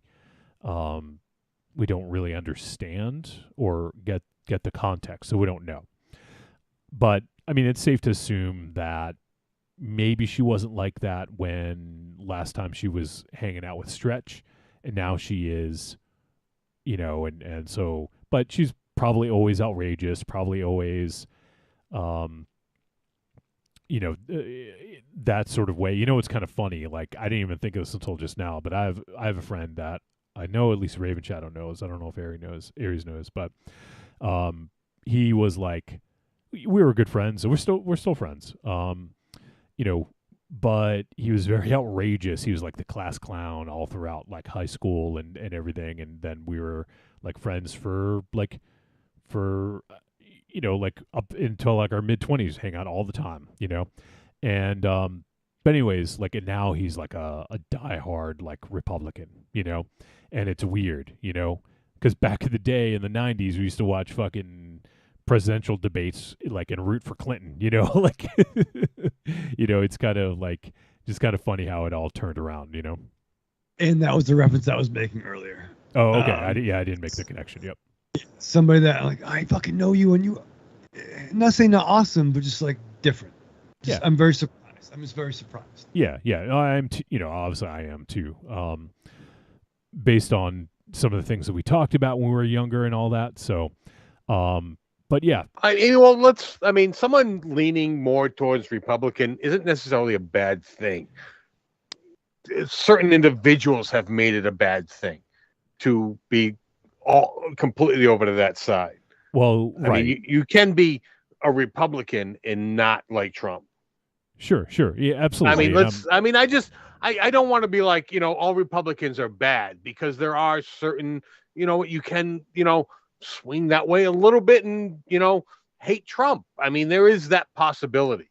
Well, once again, I want to talk about the movie more, but who's that governor? A governor's killer, man. A governor, don't say he's killer. Our governor is Republican. But he's pretty dope, though. He's pretty rad. Yeah. Well, everyone has their own opinions. And I think he's better than some other fucks. And same thing down here in Maryland. The governor. But for Massachusetts governor, I think all right. He hates some other motherfuckers. Yeah, and I hate some motherfuckers. So we're not gonna dive into this fucking, because you know what? I don't want my fucking opinions recorded right now. All right. And there was something else I wanted to say, motherfucker. Oh, as far as her as growing as an individual, she is locked into wherever she locked into, because how she decided to surprise and greet her old time friend. I mean, that just completely states that she's just locked into whatever, like me, I'm a fucking old man. I'm locked into the 90s. Like, she's locked into whatever fucking date that is. Like, I would never greet a sleeping friend the way she greeted him. Like, I don't care how close. I sat in Raven Shadow's living room waiting for him to wake up one fucking day. I would never slap him across the face. A, thank you for that. And B, no, that's wrong. I don't care how close. That's because she was like, this is what we used to do. That's like a dick move. Move. She did not mature as an individual compared to her friend and surprise, surprise, the other person in the bed. It was the funniest fuck scene, but that's fucking wrong. Don't do that. Don't do it. I wouldn't even curl into your bed and give you like a little smooch. And that would be wrong too. I might flick your toe, passive aggressive type shit. Like, that is just like full on dick move. Yeah. Yeah, those aren't pillows. Yeah. So here's something interesting. I'm looking on Twitter, and I'll give credit to the person who posted this, Matt Donato, who looks like he writes for Slash Film, Bloody Disgusting, Fangoria, IGN, Pace Magazine. so on and so forth. So it looks like he might be a critic. And he says here, a reminder that Dashcam is not satire. Annie Hardy is not playing a character, and this is precisely what the filmmakers chose to platform. Only because I keep talking to people who had no idea Hardy is just playing herself. And hey, the more you know. And so he linked to he posted a couple screenshots of some of her tweets. And so she says in one of the tweets, Portal Day yesterday, of course, Roe versus Wade. It's all for negative reaction. Ladies, don't be upset you can't kill your unborn. Most of you are completely sterile after the vaccine anyways. The rest of you will be allowed the abortion when they find its eyes growing out of its hands. Oh. And then she also says, there's another tweet that says, what am I missing here? And there's a picture that says you can combine 4 pride flags to make Ultra Pride. And the way that I can't even describe it, but it's 4 pride flags turned in a way that creates a swastika. What the fuck? So, yeah. So, it makes me think about this movie in a different way, and I hate that something like that, is going to make me think differently about the movie. Because, why give someone like that a platform to just spew their fucking venomous beliefs or thoughts,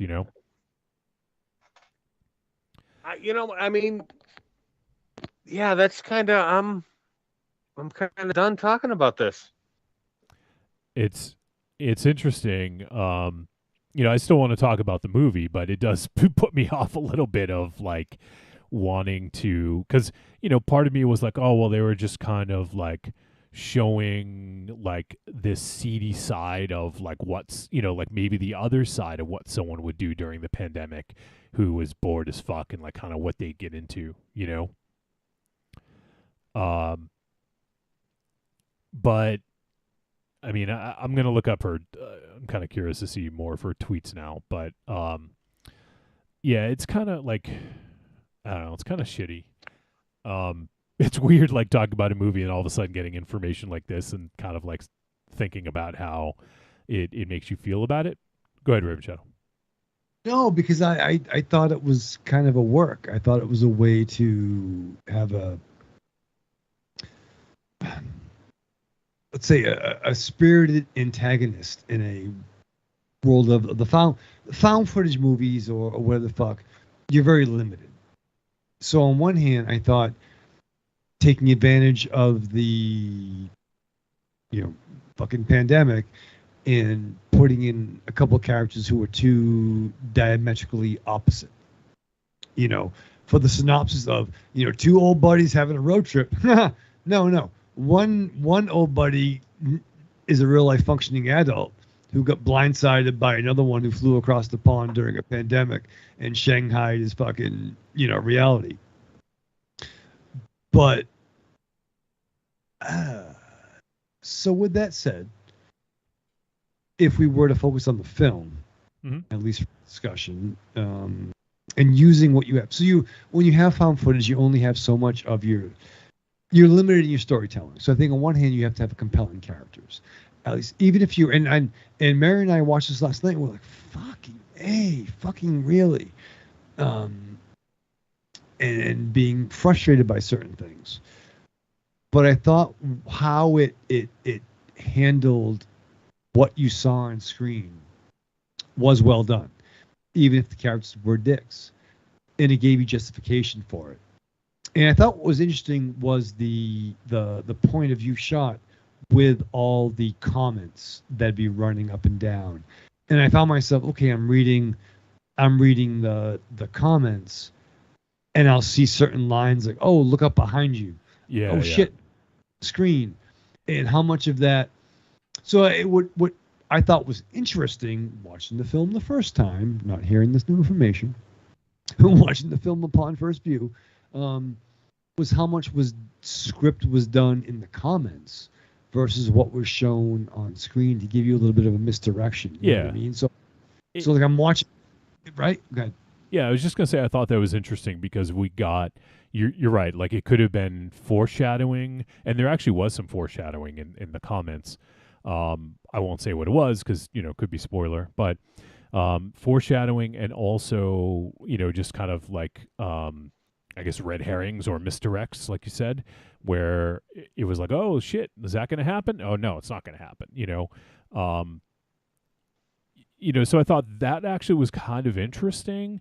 It was hard to follow, I will say, because you want to kind of keep track of what's going on in the movie, but then you also have all these comments to read, and it was different than subtitles because subtitles are typically below, and you can kind of read in unison while watching the movie, but these were like pushed to the side, so sometimes you'd have to kind of take your eyes away from what's going on the screen in the actual movie to kind of get a sense of what's going on there too. So I think, yeah, I mean, so overall, like her character is deplorable. Like, and let me just say, I'm like, I don't want to go on just one tweet, so I want to kind of go back to this a little bit. So apparently she was on a podcast. I see her tweeted. She said, "I had a great time with some Living Soul found footage horror fans the other day. Take a listen, won't you?" And then she kind of like retweets their tweet, and they say, this week we're joined by the star of Dashcam, Annie Hardy, who clears up some differences between her and her character, and describes the aftermath of portraying such a divisive lead. So, I mean, there is the possibility that maybe someone had an agenda or only looked at a couple tweets and then tweeted out her stuff. I don't know. I mean, the things that we just read about her tweets wasn't great. But, like there are agendas, and I don't want to go on just one agenda and go with that one as being it. But looking at her Twitter, I do think that she is probably a Trumper. Just the sense I get from looking through some of the stuff. So, but whatever. Here's another one actually. So someone tweeted, I thought she was an amazing actress, funny as fuck. Then I realized it wasn't acting. So she replies and says, I don't become not those things because you have decided wrongly that I'm a Trumper. I've never voted for Trump. Part of the film is character. Part of me is character. I'm on some deep Andy Kaufman shit. I don't know where it ends myself. Don't let your skewed perception kill joy. So that's kind of interesting. I mean, the fact that she doesn't know where it ends herself is a little weird. But maybe the character, maybe Annie Hardy, the real person Annie Hardy, is a bit of a gimmick, to really push buttons, So that is possible as well. But the person that she portrays herself online is the person we got in the movie, basically. And that's interesting. I mean, right, Andy Kaufman, turning heel, playing the gimmick. I don't know. Well, I mean, that's a completely different thing. Andy Kaufman, his heel persona was completely different than this woman's persona. I don't know whether it's real or not.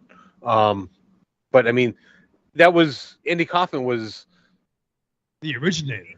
Yeah, but I mean, it wasn't. There was no underlying political belief to his heel persona. I mean, there was he was kind of misogynistic. That was the core of him. But with that said, what would get bigger bang for your buck in a modern world now? That's a bigger pop, right? To do. But I mean, do you need that pop in the real world, or do you need that pop in the movie? This isn't wrestling. Right. I mean, I get the pop if you're in that line of business. I don't get it from once again, were I to be a performer like that, that's not the message I would want to convey. I guess maybe I always gravitated more towards faces than heels. I mean, know. What's the end game? Right. I mean, right. Andy Kaufman had an end game. I mean, there was the wrestling thing. What's her end game? That is what I'm going to fall back on. Her end game is to get all the Infinity Stones and snap. But it's funny. I've heard some podcasts up until even like 4 years ago. There was a rumor that Andy Kaufman might still be alive, and this whole thing could have been. Yeah. Well, that's what he said, but that the data's come and gone. 100%. But I don't know. I wouldn't. I would not hang my hat on a belief that I feel is very strong if I didn't believe. You know what I mean? I don't know. For me personally, unless I was getting paid a lot of money for it, which I'm not, so I'm gonna keep it real. You know what I mean? I mean, well, you know what? I mean, someone playing Hitler in a movie, I'm not going to hold that against them. Someone walking around pretending they're Hitler in real life, I'm going to hold that against them. For like going to like, I'm gonna eggs. That's terrible. I mean, I am going to the extreme there, but this is the world we live in. Like, you want to play the ass in real life, you're going to get treated like the ass. I mean, that's you can't do that. Right. Yeah, it is a sort of a. I mean, it's an interesting discussion for sure. Just to sort of like talk about that, because I was wondering, I don't want to say too much about it, but about the ending, but I was rooting for something horrible to happen to her, like, because she's a deplorable person and she's shitty to her friends. And so all politics aside, she was just a shitty person, and it was hard. Like not that it was hard to root for her. It was impossible to root for her. Yes. She never had that redemption that happens in movies. Yeah, definitely not.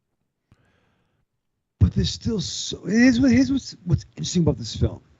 And I really hope this wasn't a fucking documentary in certain fucking aspects. You know what I mean? Like, but you had a genre that could be fair to say is kind of getting close to being played out, if not already. But you had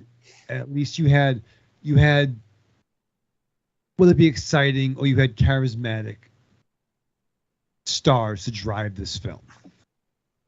And then when the swerve happens, like, you fucking hate certain characters. Like, I fucking hate her. Even if she was super dope in real life and this is a total work, her character sucks balls. Because everything she does is she's goddamn too old to be doing this shit. That's me saying it, by the way. 10th anniversary coming up. Way too old to be fucking playing these fucking games and being a C word. You know what I mean? Just being bad words. I'm sorry. That's the one word you won't say in the show? There's a couple words I wouldn't say, but like, it's really rude to the But girl. you just said the C word. Go ahead, come on, say it. We're all adults. But like British too. You know what I mean? Like, yeah. So girl. you can dive right in. Go ahead. I'll say it first. Cunt. Come on, go ahead. Ooh. Oh. Go ahead and say it. No, go ahead. It's easy. It actually it's a fun word to say. Cunt. Wowzers. Look at Aries. He can't say it. He can't say it. Go ahead. Go ahead, say it. No, he come can't. on. He can't. The British term. She's a bad girl. Yeah, come on. Move your mouth. I'll say it. I'll say it for you. Ready? 1, 2, 3. Cunt. See, Raven Shadow said it. No, he didn't. Don't. Oh, I'm sorry. I should have said it in a more high-pitched voice. Cunt. Like the British version. Like the British version. John Constantine. Wow, you really can't say that word. No, I'm just trying to say that we've a lot of provocative content this week. You know what I mean? That doesn't involve us, but involves subject matter. That's exciting. But you know what I mean? No, I don't. 10th anniversary. Oh, God. Go ahead, just continue. Just yeah. So I feel really bad for Stretch. I feel bad that she outed her nickname. That was rude. And Stretch's girlfriend held it down. How do you know that was real? Well, I mean, love is totally make believe, but I mean, I felt that she was his girlfriend. No, the nickname, jackass. No, I think she was keeping it real on why he did. Why? Because he uses powers. He uses digits. Oh, God. No, I just think she was just being a fucking cunt. Oh, there it is again. I'm gonna double down and use that fucking word every chance I get now. Big ups to Linus. Big ups to Glenn. And you know what? And if I thought we could use that in the episode title, that'd be my fucking vote. Just cunt. God save the blank. Yeah, Aries, see you next Thursday. There you go. There's a title.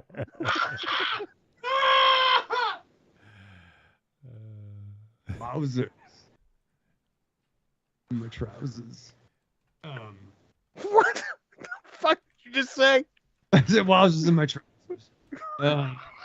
Wowzers in my trousers. I stand corrected. There's that title. Is that wowzers and trousers with a Z? That sounds pretty extreme. No, it's not like Hardy Boys, like the Hardy Boys. Like wowzers in my trousers. Like in my trousers. In my trousers. Yeah, wowzer. Yeah, I think it's wowzers in my trousers. Trousers. We can't use any of this. This sucks. We have to re-record one. Creepy Girl says, "Stop saying that very bad word." What word? It didn't. Well, here's the thing, Creepy Girl. Like it's stigmatized. There's nothing wrong with the word. It's stigmatized here, and people are told not to say it. In other countries, it is a normal word. You know, like I'm not saying we're gonna go nuts and start saying it like crazy, but it's stigmatized here in America because of everyone's so prudish. If you watch The Boys, Butcher uses that term. It's the British vernacular. What word? Yeah, what I forgot what word we're talking about. I don't know what we talk. A lot of words, Johnny. Yeah, there's a lot of words. That's why you need to explain what word you're talking about. Ollie has a dictionary out right now, and there's so many words in that book. It's crazy. I'm pretty sure that's not in the American dictionary. Well, I'm not sure. Words are weird. I'll have. It's very exciting, but I think so. We haven't even scratched the surface. So shit. So Annie's a bad girl. So well, hold on. Let me just. So it's funny because T-Dog and I were actually researching this word somewhat recently because we had a similar conversation, so the word is regarded by most as being derived from the Proto-German word kunto. This is correct, but the origin of the word kunto itself derives from the Indo-European word kunti. And Kunti is a Hindu goddess that is still worshipped today. So this means the origin of the word is from the era before the Proto-Indo-European language entered India. So this is, like, obviously the derivative is very old. Like it comes from, very long ago. So therefore, the origin of the word cunt goes back to the original descendants of Europe and Central Asia, the Aryans, who then spread the word to India during the Aryan invasion of 1500 BC. This is BC we're talking about here. So it goes back, and I don't know how it sort of transitioned into the word we know now. But yes, like that was one of the words you were not supposed to say ever. Like when I was like a teenager, it was like forbidden, right? Like, would you guys agree that was one of the words that we couldn't say? And some women, especially, I don't mean to call her out, but she says in the chat that she feels insulted when she hears it. Creepy Girl said that. And it's stigma. There's nothing wrong with the word. It's stigma attached to it because people said not to say this. This is a horrible, demeaning word. But I don't think that's true. It just has different uses in different places. That's. I mean, I do use that word very derogatory, but I use it equally towards men and women. It is not a sexist word to me. It is a word that provokes a certain reaction, and it's a reaction I'm hoping for when I say it to someone. So, I mean, and I do, and like I said, I do respect creepy girls, feelings about it. Like I'm not going to just go nuts and start saying it now, because someone, to trigger somebody. I wouldn't do that. But like we all get to a place somehow, right? Like, and if that's a word that some people don't like, then I respect that. But at the end of the day, it's inherently not a bad word. It's just been stigmatized to make it feel like it is. I mean, but also along that same lines, I've gotten an equally reaction to someone by saying the word moist. So, and there is absolutely nothing wrong with the word moist, but people hate that word. So it is all a matter of personal opinion. And not that I'm going to, I probably will continue to use the word as the podcast goes on, but it's not to provoke our listeners. It is aimed directly at Raven Shadow, because I love to poke when I can. Well, so here's a little bit more. I didn't really mean to get like on this, but so in the U.S., it is used as a disparaging and obscene term for a woman. Like that's typically how most of us view that word. And so it's also an unpleasant or stupid man or woman in the UK. So in the UK, they'll use it in that manner. It's, so that's why it's shocking to hear people say that word so fluently, from other parts of the world. But in here, people are like, oh my God, like, you shouldn't say that. In Hellblazer comics, yeah. In the Boys TV show, seasons 1 through 3, from the main character, he wasn't in the comics, but the character in the show, Butcher, is from England. And he uses that term in the British slang. Once again, I've shared a cigarette with somebody from the UK, and their terminology is not going out for a butt. It's a different terminology. Right. And it's not. It's the context of how you're using the word, why you're using it. And not that I think there's plenty more to discuss about this film than that word, but I don't think Aries is doing that to provoke.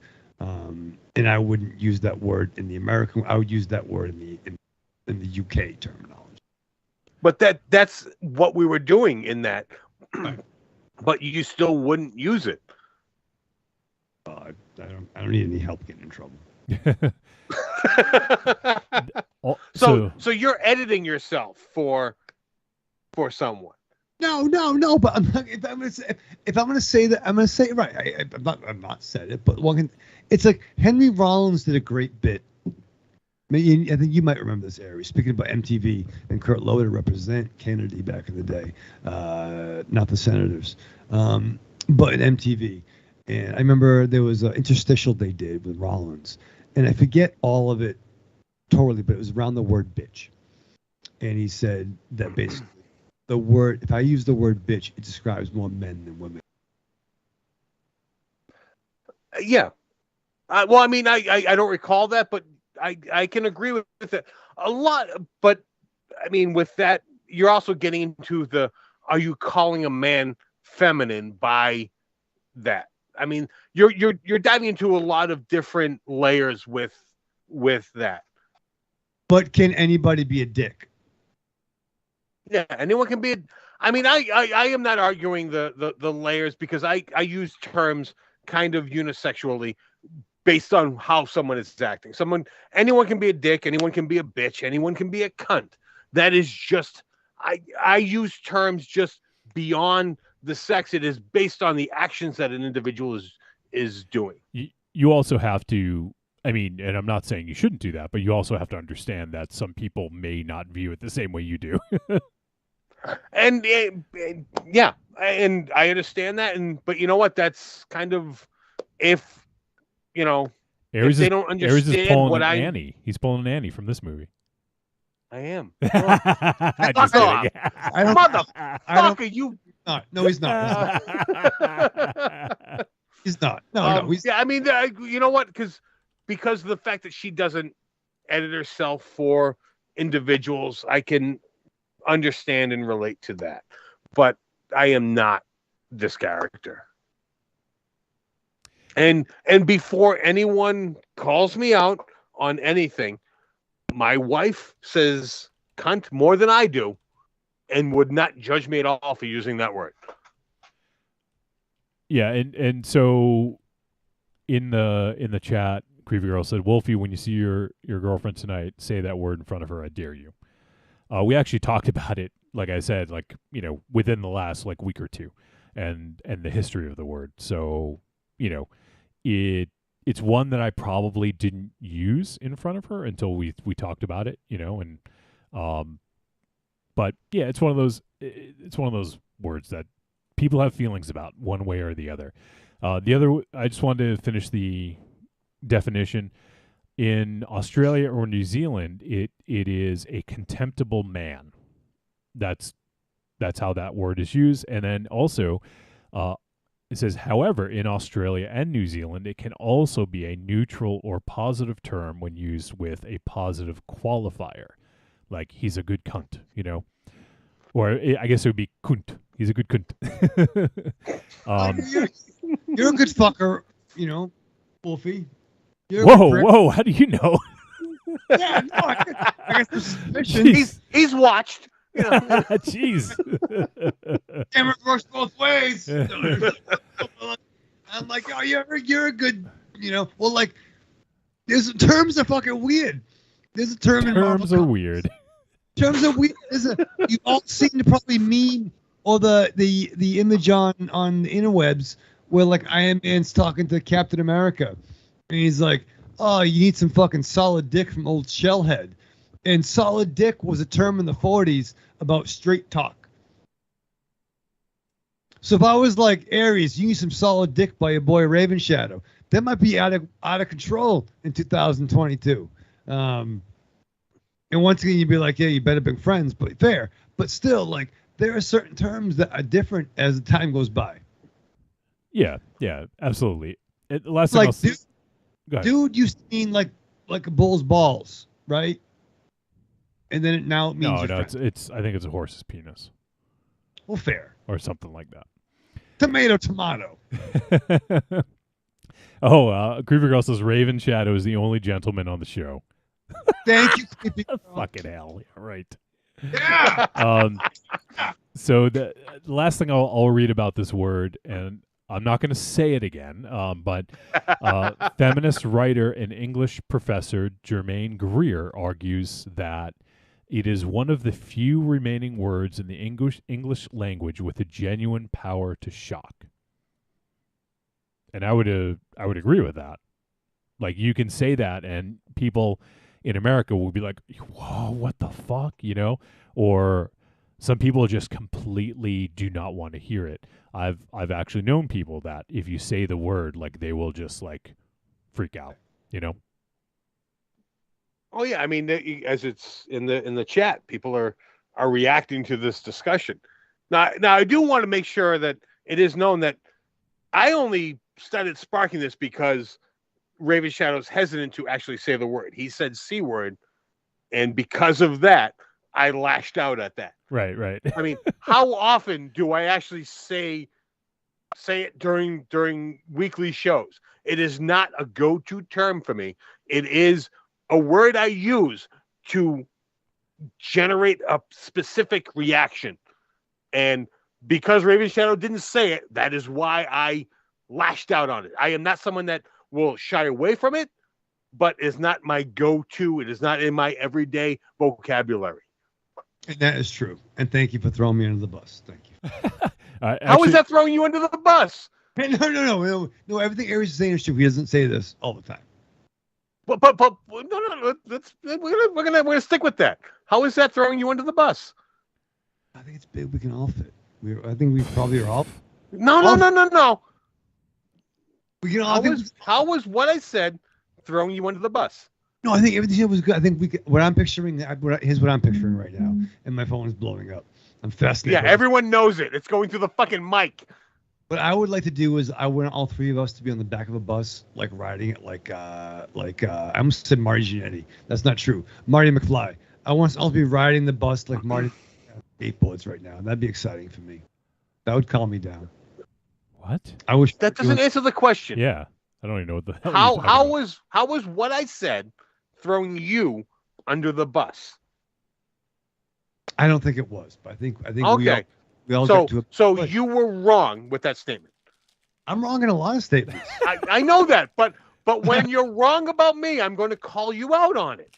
I was wrong. Ravenshaw's more honest tonight than he's been in a long time. I'm sharing. Sharing is caring.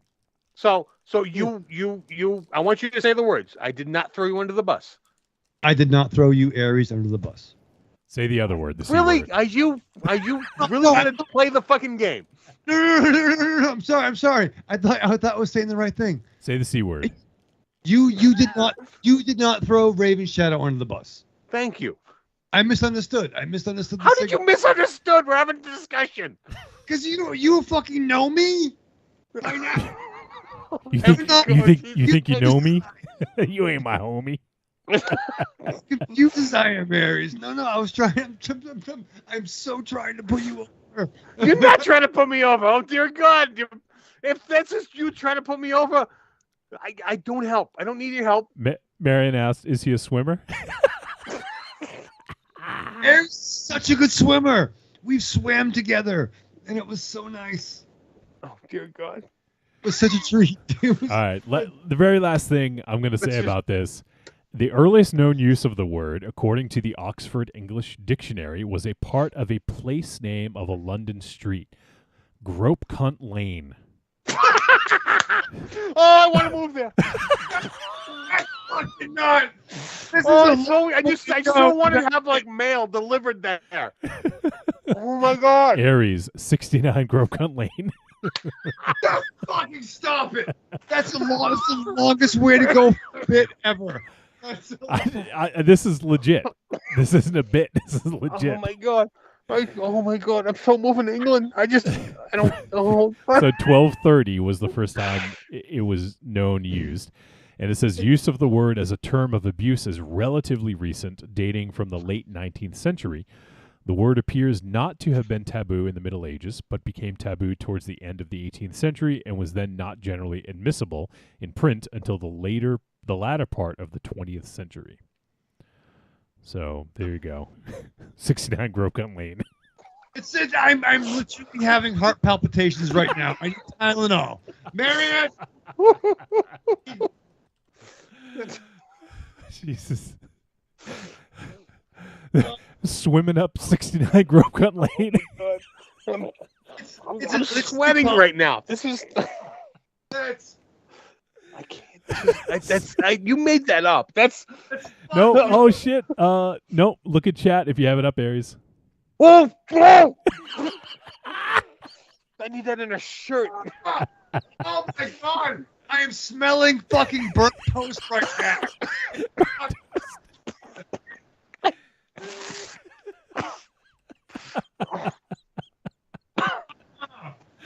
Holy shit.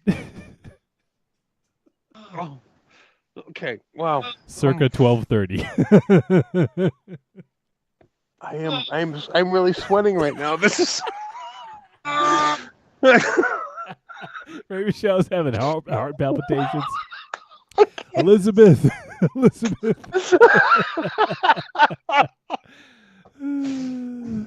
I'm coming for you. Oh, shit. Okay, we were talking about a movie. This was we were a while ago, like an hour ago. I need. Oh my God. Oh. Don't die, Aries. I'm going to go for a walk here. I'll be back. I'm still listening. Everyone talk. He's going to get some still air. Here. Yeah. No, I'm looking for a paper towel or something. This is a paper towel? I'm sweating here. I'm standing in front of my fan for a bit. Amazing. Oh my god. I can't. This is unreal. I can't. Wait, what's it again? What's the address? Well, I added the 69. It's Grove Cunt Lane. I guess where is that? Westminster, City of Westminster. Oh my god! Oh my god! I am. Somebody All right, everyone recovered. Almost. We can go forward slowly. Baby steps now. Creepy Girl says it's all Aries' fault. It is. Everything's my fault. This whole episode is my fault. I apologize to everyone, but it's only going to get better from here. And Marion says he really liked that name. I did. Oh my god. We're all going to hell. Oh god, I'm having fun. Literally calling into work tomorrow right now. Calling to work right now. I'm gonna play back the fucking last. And it's like, what do you expect? I'm back. Yeah, I'm back. I found a paper towel. I'm good. Did you dab your forehead? I gotta dab my forehead. I'm good. I'm gonna dab my forehead. Okay, are you dabbing Coleman? Told you I was sweating. I stood in front of my fan, found an old paper towel. I don't know what's on it though. It's weird. Oh. I think it's some wood glue. I'm hoping it's wood glue. I don't know what happened to my roll of paper towels. They were somewhere over there before. We should move on. Yeah, okay. Let's talk about this movie a little bit more. Holy shit. Holy shit. All right. I have no idea where we were. So she gets to the fucking house and she So he finally gets around to doing the thing. She finally gets around to blanket. So basically, Annie doesn't fucking play well with Stretch and his special girlfriend. And through a series of unfortunate events, she steals the car. She steals fucking Stretch's car, who's also some kind of, what do you call it? Either Uber or like foodie. Grubhub. Grubhub. Something like that. Yep. European Grubhub. We forget the fact that she fucking being moaned, wearing a mask over the plane, fine, whatever the fuck. Bad first impression. She's a D and wakes up Stretch, but she's not a C? No, she was definitely a D in this. What's D? Debaucherous? No, dick. You can say that. I can or I can't say it. You can. Why didn't you say it to begin with? It's the opposite of the C word. I said the D. I said dick. I know, but it's why can you say D but not C? What about A and B? She was a pair. She was totally a pair of balls, bro. But you didn't say dick. You said D. Yeah. Yeah, but when I say D, I mean sometimes about double. Yeah, I was gonna say, what about double D? What I'm talking about is when. All right, fine. So then the dick. She's the dick. I'm She's so dick. confused. She was totally being a dick. That was a dick move. Yeah, stealing a car is a dick move. Yeah, stealing your friend's car is a fucking dick move. Yeah, or a-hole. It's funny. A-hole? You can't say asshole. We say a-hole. Why can't you adult? swear? Can you swear? Yeah. Well, you don't have permission? Wait. Is your mom in the next room? Did she bring you over some Uncrustables? He was a real MFer, man. Real MFer. She was a what a POS. Poopy pants. She was such a pillow pants. Pillow pants. No, she was being a dick, dude. Right? Like she's totally being a dick. Assholes are weird, but nobody. Look at you, 2 swears in a row. Oh my God, you're on a roll. Keep going. In the flibba-gibba. The flibba-gibba. That's not a swear. The flibba-gibba. If you watch Weird Science on Channel 38 back in the day, but no, she was a dick. Yes, we've established that she's a dick. Okay. I'm just telling you. I'm telling you for those who you don't have to tell me. I saw the movie. I'm just trying to remind you. Maybe you forgot. Okay. Lots happened since we started 2 days ago. We don't need to run down the plot here. So the thing. Oh, actually, this is funny. Marion said Ravenshaw's mom swears like a sailor. Is that why you scold your mom? Ma, stop swearing. So that's why you don't swear? No, she fucking drops bombs like Saddam's. I'll tell you that much. Jesus Christ. And I don't mean to dig up dirt here, Ravenshaw, but potentially the most let's say I'm trying to think of a good way to say it, but the person who's created maybe the most controversy on the show, like this side of MZ, like is the one who can't swear. Wait, what? You have created a controversy on the show over the past 10 years. There's been some controversy. I'm not the most person that caused the controversy. I said next to MZ. I mean, I still feel that's incorrect statement. Okay. I cuss like a motherfucker, dude. Oh, like, he didn't say MFer. No, dude, but sometimes sometimes it's you want to just like, why you gotta do a fucking clothesline when sometimes a fucking elbow will do? You know what I mean? Sometimes you say why not a fucking lariat? Well, because that's a different move. It's the same as a clothesline. Just knocks them on their fucking ass. It's a bargain trick question, dude. Like, no, motherfucker, fuck, pussy, fucking what the fuck? You know what I mean? Like, I can. He's trying to get all his swears out now. Ass. Booger. Ass. Douchebag. Penis. Labia. Nipple. You gonna say every single one? Oh, did you guys remember a cable guy? Yeah. Nipple. Hard. Fucking poop. Oh, that seems fucking hilarious. Called the shit poop. Like, I mean, yeah. I mean, what the fuck? I mean, there's all there's probably realms that we've never been to that had their own cuss words. Realms that we like the what's a curse word in the Upside Down, Raven Shadow?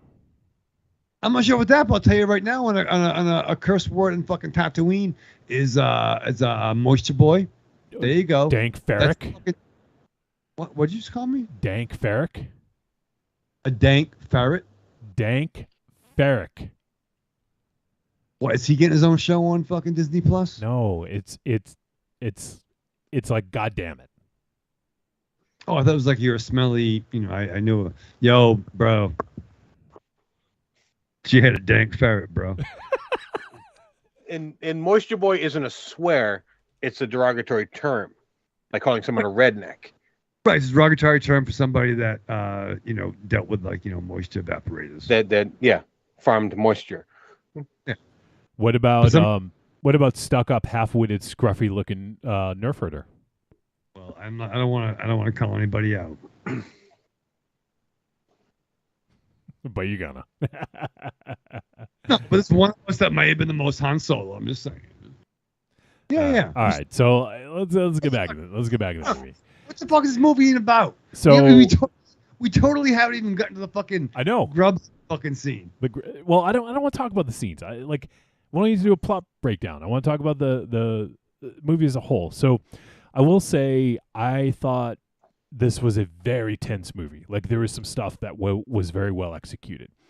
Like we talked about, I think that it was an interesting narrative tool to have the chat, because it was almost like a snapshot of pop culture now, because like if we were more popular, like our live show, if we had hundreds and thousands of people watching live, like we would probably see a lot of this stuff that we saw in this, like,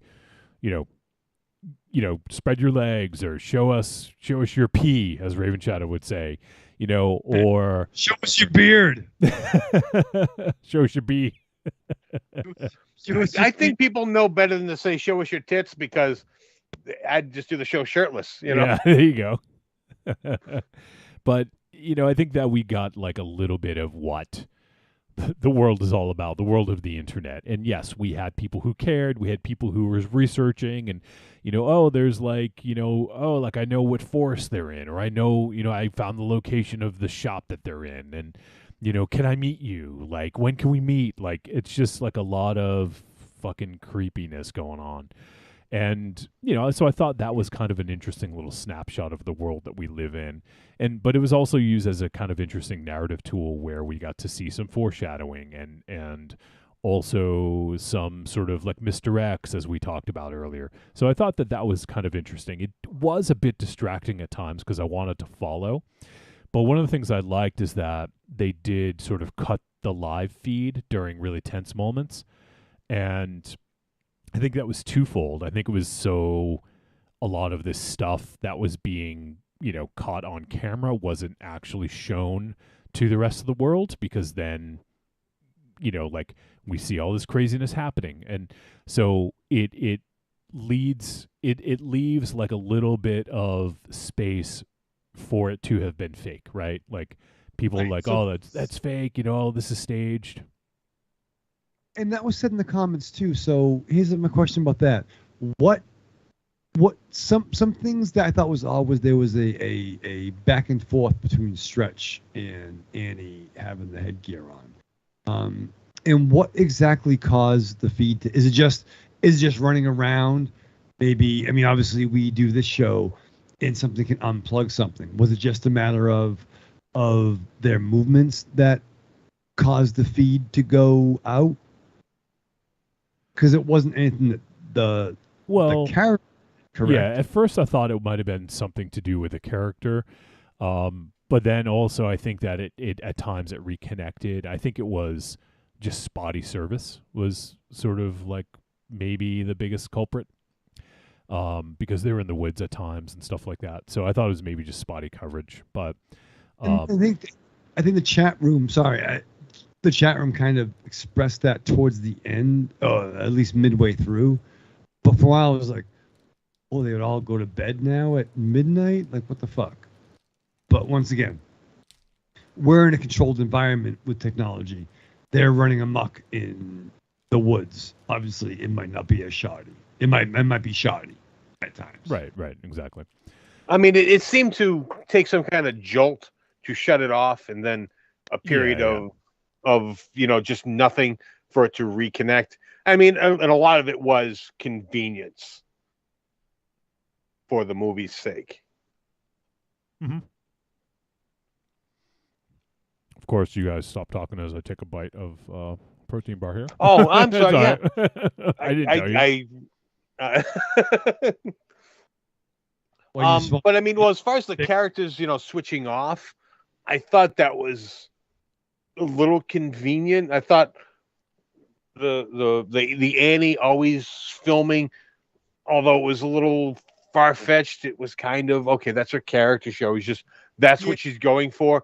But Stretch picking up the camera, and filming, and that was a little far-fetched. One character, it's okay, somewhat believable, but once you have a second character who's in it reluctantly, still filming, that's a bit much. I would agree with that, because obviously at first it's like he's getting the band back together. They're reimagining whatever time they had together. That's in the forefront for him, despite the fact that it's crazy. The worst time for ever to have a sleepover is coming over, and he's trying to plead the case between his girlfriend and his friend from an old rock and roll band. And obviously they are having fun, but yeah, it took me out where her being the projector makes the most sense. And then when she breaks free of him, so he has a job. So I have a question about how she got to the next stage. And I don't know if that's a spoiler or not. Yeah, see, I don't know what you mean by next stage. Yeah, I'm not When sure when she steals the car and she's very ambivalent about his job during the pandemic. Yeah. She takes a call for his job. Yeah. That brings her to a location that sets the next act of the picture in place. Yeah. Was that meant for him? Yeah, that was his phone. He forgot his phone in his car. But had she not come to England, do you think he would have been involved on that same trajectory? No, because he was obviously done for the night. He just forgot his phone in the car. Yeah, because it's one of those deals where if you are working, you can pick up another job. You know. Okay, so I wasn't kind of like Uber. Like if you're you know, if you're on duty, you put yourself on duty, and then you pick up people. Yeah, that's kind of first come first serve. That call goes out generally. The first person to say I'll do it, right, gets it. Yep. So that he probably wouldn't have gotten that because he was done for the night. Yeah. Someone else would have gotten that, and it may have gone completely differently. Okay, that's I just didn't know that, so I was like, oh, is she? Shut up! But I'm like, okay, all right, I got you. So I do want to start to wrap this up because obviously we had a long discussion in the middle. Even gotten anywhere close to this fucking. Well, there's not a ton we can talk about either, like in terms of spoilery stuff. But so we have this deplorable character. I fucking hated her. Like I thought she was. I mean, and that's. I thought it was a good portrayal because of that, But it seems like maybe there's a little bit more realness about the character than I had initially thought. But still, regardless of that, she played a shitty character well. And, like in these movies, sometimes you have these deplorable characters who you have no connection to and don't want to see them like make it out of a situation. So I thought that was kind of interesting with some of the decisions that they made with this. Like I had wondered what were they going for? Because I feel like there was an opportunity to say something with this. And like I don't know that they did, and maybe they wanted to keep it neutral, Like I said, I don't want to get too much into the nuts and bolts of it because that's getting into spoiler territory. But she really what happened here is there was people who are caught up like kind of collateral damage in this that wouldn't have been in these situations if she wasn't there. Like. So sort of what you were hinting at, Raven Shadow, like it didn't, even though Stretch wouldn't have taken that job, like he ended up being involved because he had to get his car back, and there was stuff that happened to him that wouldn't have happened to him if she didn't come, right? So, it's kind of interesting, like she's this, like almost like this fucking like hurricane in these people's lives. It just kind of comes through and wreaks havoc, and then, and then we have the stuff that happens at the end, and then it's almost, I guess in a way, it is almost like a hurricane, It's like this destructive fucking force comes through, and then what happens to the destructive force at the end, Without saying what happens, you know what I mean? Like, but it's so fucking wild too. Like she's this chaos magnet, and they get brought into this another type.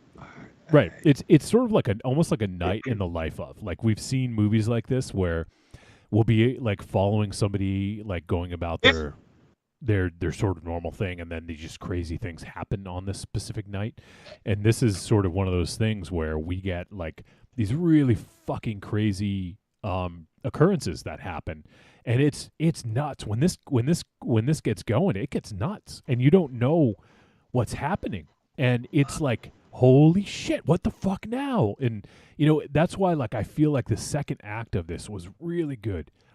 I loved how they built up to this, what the fuck is going on, like what is even happening here, and then like more and more keeps it's keep piling on and more and more and more, and then it's just to the point where it's insane, and I thought that was really interesting and really cool the way they did that.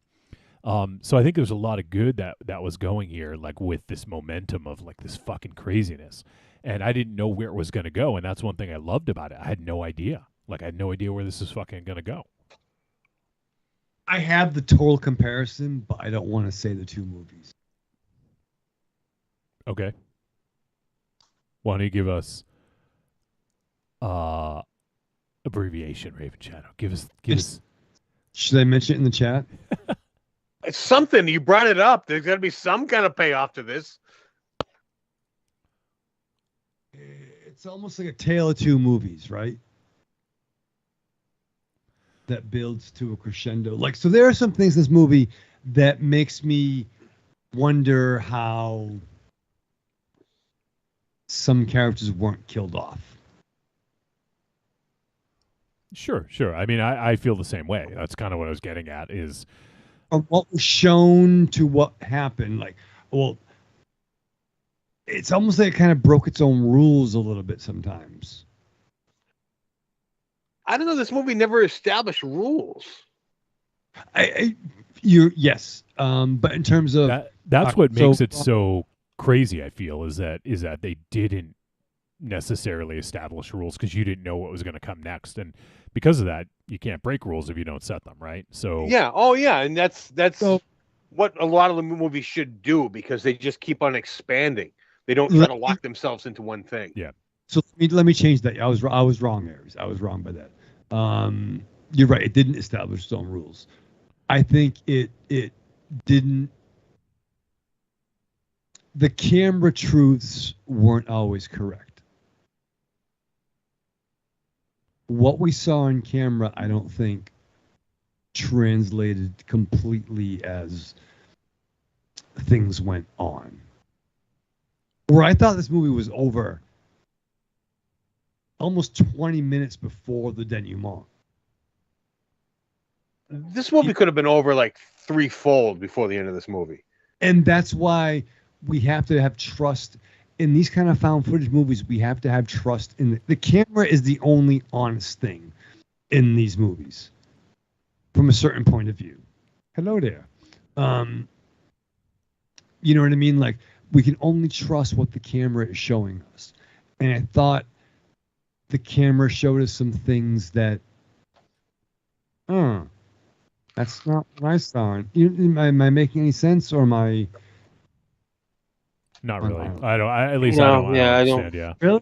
I mean, there's a lot of little quick blink and miss it things that happened. Is that what you're talking about?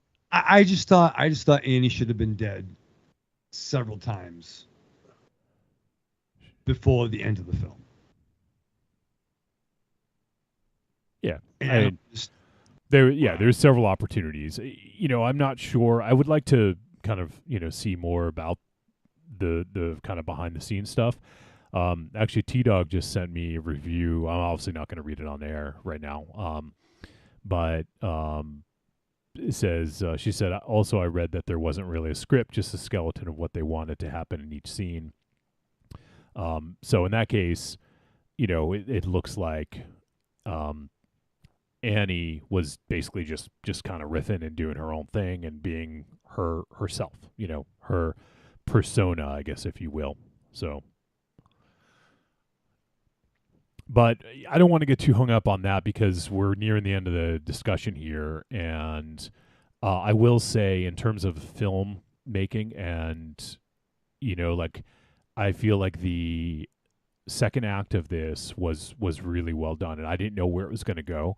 I liked a lot of the horror elements, a lot of the surprise, a lot of what they were pulling off, and I think it was really effective. I think the the rapper, not no pun intended, to this film was sort of the bookends, I guess, is what I didn't like as much. And also I feel like as a viewer, I didn't get a payoff that seemed like it was promised. They build up this deplorable character, and you want to see bad things happen to bad people in a movie like this, and to kind of get the rug pulled out from under you a little bit is like, okay, well, why did we watch this movie? Like, what was, like, not that a movie needs a purpose, but do you know what I mean? Like, it's like, okay, well, you did this, sure, that's great, but like, why do this aside from making like kind of like this crazy night in this crazy person's life? I'll agree with that. I would have liked to see a different ending. Yeah. I mean, I mean, if we got into spoilers, I could speak more on that, but yeah. Yeah, different ending is what I was hoping for. Yeah.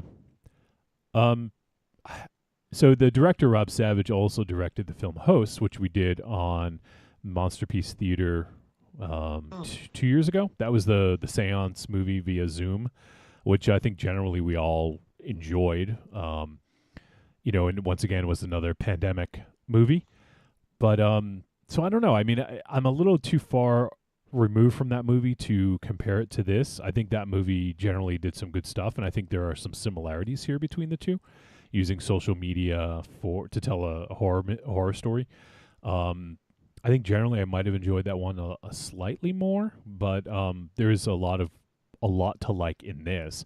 I love the chaos in this as it built, but at the end of the day, I think it kind of left me feeling cold, by the way it ended. It was just like, that's it. And honestly, like, the credits in this, I just feel it was, I don't know, like, I don't need a satisfying conclusion to every movie. Not every movie is going to go that way. But for this movie to have the ending that it had, and then to go to something kind of lighthearted and, to reinforce why you dislike this character, really was an odd choice. I feel that was more of to pad out the runtime. Well, it could very well be. I think Creepy Girl actually commented that, I forget where she put it, that this movie would have been like an hour and like 7 minutes or something like that, if not for that scene, for the credits. Something along those lines. It was before our C-word discussion, so. Yeah, and she even left out some names on those lists too, so that was like a long credit fucking scene. And then after that, there was actually the actual credit scene after that scene. Yeah. So it just that's the thing for me that was really just weird. Like, I just don't like. I liked a lot of the execution in this, but I just don't really like. At the end, it left me with a weird feeling, and that's not what I want from a movie like this. Like I like. Maybe if it was like an old recording of one of her videos, or something like that, that maybe would have been a little chilling at the time. Maybe that could have been a better use of that, but instead, like, rapping like filthy rhymes to like the cast was just a weird way to end it, And I was expecting something. I was expecting something to happen in that too. Like, oh, okay, we're gonna see something in the background, or is there a reason for this? And there wasn't. It was just a choice. I mean, it's fine. It's not a horrible decision to do that.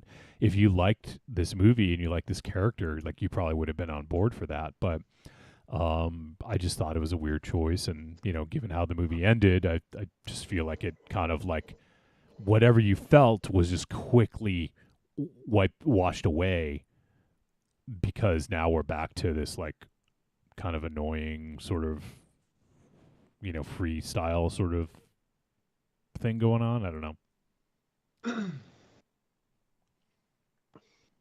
Creepy Girl says, let's see. The director said he tried to cause chaos, like a lot going on at once, so people would have to watch it a second time. And I could see that. I mean, there was definitely a lot going on in that kind of middle portion that if you looked away or were reading some of the text on screen, you probably could have missed something.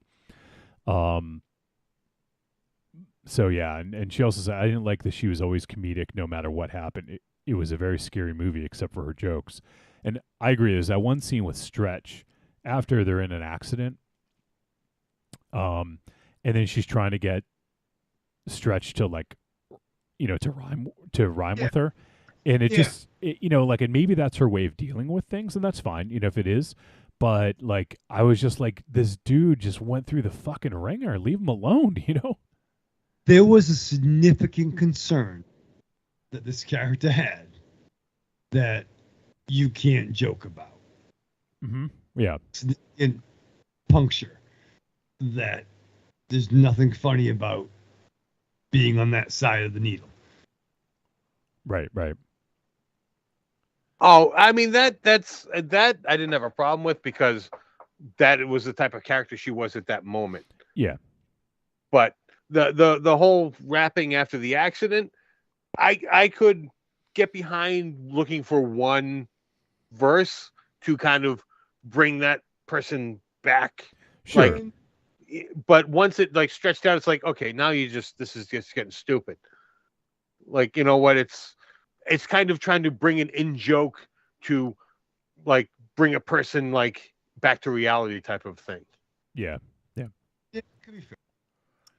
So once she picked up Angela, what did you guys think of the film at that point? Did this move in a direction that worked for you or didn't? It did. I mean, the one thing is don't fucking do this. But yes, it got weird real quick. It got real gross. It's fair to say it got real gross. Gross.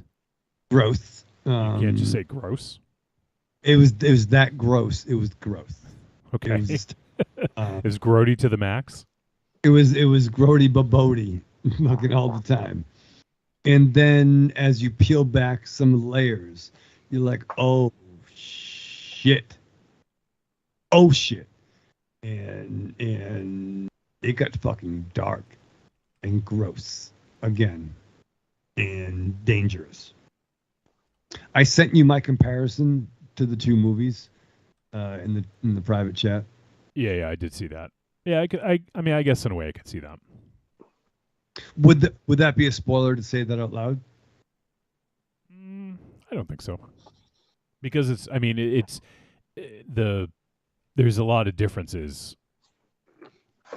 So I mean the main thing with this is you're going from a boring, annoying movie to a horror movie. I mean, you knew something was going to happen. You knew there was going to be a tonal change. Yeah. I mean, it's billed as a horror movie. It's a found footage movie. Something's going to happen.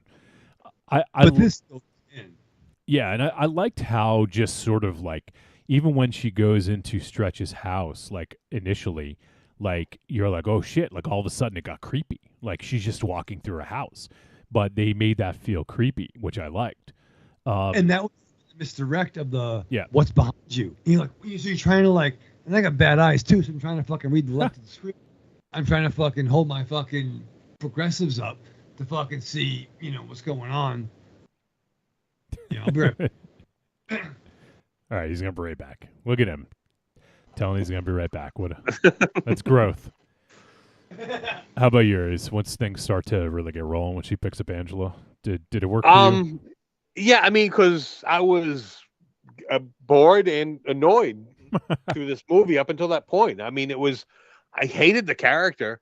There was not a lot going on. The little bit of creepiness, tension of entering Slim's house was just kind of I didn't think anything paranormal was going to happen. I was just waiting for whatever kind of shock of finding someone in the house was going to happen. I did not know where this movie was going. So it was when it started to ramp up, it ramped up, it caught me off guard. And that's kind of what I like in a movie, not to know what was going to happen. The description, although I tried to avoid them, that's when I did read, it gave me nothing. I really kind of thought we were dealing with an imbecile who was trying to drive to London. So I was a little shocked from the get-go. Yeah, the one other interesting thing, and this is kind of at the beginning, as we're sort of learning more about her character, when we see her room, like all the crosses she had on the wall, I thought that was kind of, I couldn't tell once again if that was kind of ironic in a way or legit. I mean, that's the thing. I mean, I know some people who are heavy into religion, and it's nothing against them, but I don't know anyone that's plastered their wall with crucifixes. Like, if someone, like, even the most religious of religious people, they have like maybe one crucifix in a room, like one in the bedroom, one in the kitchen, one in the living room. Like, they not 50 of them plaster their wall like that. That it was like, I really did not know what to make of that, which more like I didn't know what to make of the character, whether the character was being ironic with anything or everything. It was really kind of left me questioning the character throughout the whole movie. Mm-hmm. Yeah. All right. Well, I think we should head to the verdict on this one because it's getting late, and I think we've said almost as much as we can say about this. Let's see. Creepy Girl says, she says, yeah, I didn't get the stupid rapping shit. Did you think it was funny? You guys never answered me. No, I don't think I ever really thought it was funny. It just was annoying. I get what she was doing, but I think it's more the source from where it was coming from, and not the fact that she was actually rapping. It was just the source. Like, her character was annoying, and like attention getting. Like, I just there's a lot to dislike about her. So no, that did nothing for me, and I don't think it was actually very funny either. But I think maybe when I was as a teenager, seeing a woman talk like that would have interested me, but hearing any woman speak any of those words nowadays, like, I've heard all that coming out of any woman's mouth, so it was nothing. But I think maybe her audience would have been geared more towards a younger male, and it would have been provoking to them. Oh, interesting. So, like, if we had rented this back being like 12 or 13, even 14, we probably would have popped a little more for that. I mean, maybe, but I think it was more just the character's audience was that age. Mm-hmm. Like, that was what she was more gearing to. She was kind of trying to entice a younger, because of the whole show me your tits. Like, that was just, I mean, I can watch a woman talk without just being like, I want to see her tits. Like, that is not my go-to. But a teenager, that is their go-to. Like, that was what I thought the character's audience was. Yeah. Let's see. Creepy Girl also said, I actually thought I was watching the wrong movie at first. I actually looked it up to make sure. And she said, yes, I said the same thing about crosses. I wondered if it had anything to do with anything. And she said shaky cam was horrible too. Well, I mean, yeah, there's got to be a certain sort of like, yeah, I mean, it comes with the territory, right? So especially with these kind of cameras, like she's using a dash cam and head cams and whatever. So you kind of have to expect it. It didn't bother me too much. It's just kind of like par for the course, Courtney says, I didn't like her rapping and was a MAGA supporter, especially with the BLM diss. Yeah, there's a Black Lives Movement diss in there, which right away made me just dislike her character. So, yeah. So, I mean, we're almost... maybe we can condense the verdict by now, but I don't think you're supposed to root for her. You're not at all. Like she's not. You're not. She is charismatic. Unless you're on one side of the political sphere, maybe you did root for her. But right? She's not a hero. Because any like I'm saying cool attributes. Oh, this is interesting. Gets like negated. Especially about that poster. That comment like fuck. Fuck. You know what I mean? That's like she's shitty. Yep. Like damn. And she went out of her way to be shitty. Like, it's just kind of shitty. Nope, I'm going to pole vault over the shitty line and be completely shitty. Well, part of the problem, though, is it was inconsistency with her shittiness. There was points where she was just completely self-centered and all about herself. Then other point where she shouldn't have cared for other people in particular, but still went out of her way and put herself and others at risk. And it was very inconsistent to her character. And like every time I thought the character was having their turning point, it went away. So that's interesting areas, and we do not have enough time for that. But like, do you think that was more of her true self and everything else was a character? Because why would you fucking do that? Everything about that pickup, let's just say, was terrible. And like to do certain things without rubber gloves on at the very least was holy mackerel. Even if there was that aspect of it, yeah. Even if your only intention was getting back in the car, still that was something that. Well, even her human aspects, there were it almost was like this is where the character needs to go, but they weren't giving her direction, so she was still playing her. Even though she was supposed to be more likable and evolving as a character. Yeah. All right, well, let's do the verdict so we can start wrapping stuff up. Creepy Girl says she was a douche. Isn't that a little sexist of a term? The D word. All right, let's. Sorry, Creepy Girl. I apologize. Let's do the verdict. Trick or treat, baby. I wonder if people would say you're a trick or a treat. Trick or treat, motherfucker. All right, it is verdict time. We're going to let you know whether Dashcam was a trick or a treat, and any final thoughts. Let's start with Aries. Oh God, you know what? I mean, this movie, I was a little bit back and forth until we started to talk about the actress, and you know, I mean, I hate to hold a movie, base a whole movie based on on an actress's personal opinion, but there's a lot weighing in here, and it's weird. This movie is slow to the start. Once it ramps up, there's a lot going on. The story isn't too in depth, but there's a lot of moments that keep you on your toes. You don't know exactly where it's going. It could go anywhere because there is no, like I said, there's no rules to this. They don't establish anything, so it could go anywhere. This character is deplorable and doesn't grow. And it, because as we're finding out, it may be her. So I'm kind of being a little weary of this, and I reserve the right to change my opinion if something changes about her. But this movie, because it's such a short little watch, you know, give it a look, bypass the end credits, make it a quick little hour watch, and just watch it for the suspense of it and the action and the decent jump scares that happen. So this movie is a little bit of a treat. All right, Raven Shadow.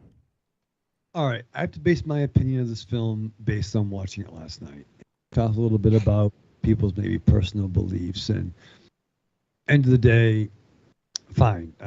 Red Sox, Yankees fans can get together. We can have different beliefs. Obviously, there are beliefs that, yo, motherfucker, I can't be with you on that, and we're totally separate, and that's gonna fucking We're two different fucking species on certain things. At the same time, I'm never gonna watch a Woody Allen movie, and I don't know what's a work and what's not with this actress. So my opinion of this film is gonna be what I watched last night, and I hope she's not a total D. And I hope it's more gimmick than real life, because I think she is very talented, and it would just suck if she's a complete DP. That's a new one. But I thought that, yeah, she was it's hard when you hate your protagonist, and you discover that along the way. But there was some legitimate jump scares in this, and there was some weird stuff that we haven't even fucking talked to, that I don't think we've seen in found footage movies. There was some gross things, there was some violence, there was some craziness. So yeah, I will say this is a treat, and I just hope it'd be a lot. And the credits is cute for a minute, but like, it didn't have to be the entire fucking credits. It didn't have to be 30 minutes or 25 minutes of cuss words. And I like the fucking cuss words. You know what I mean? You do. Sometimes you like to abbreviate them. Sometimes, I like the F and the D's as much as the B's in the back. You know what I mean? But I don't know. Real life, I'm concerned about, but movie, it was a treat. All right. So for me, yeah, this character is deplorable. There's nothing redeeming about this character. Which, as we found out, the character in the movie may be the character in real life, that maybe we don't even know who the real Annie is. Because maybe she is playing a role, maybe she's playing a part, and she's trying to be outrageous because she knows how, Raven Shadow. To quote you. So, who knows? Regardless, if you are like, the one thing I saw is if she is against a woman's right to choose what to do with her body, then she can go fuck herself. That's all there is to it. Like, but I don't have to like her, but we're commenting on the film. And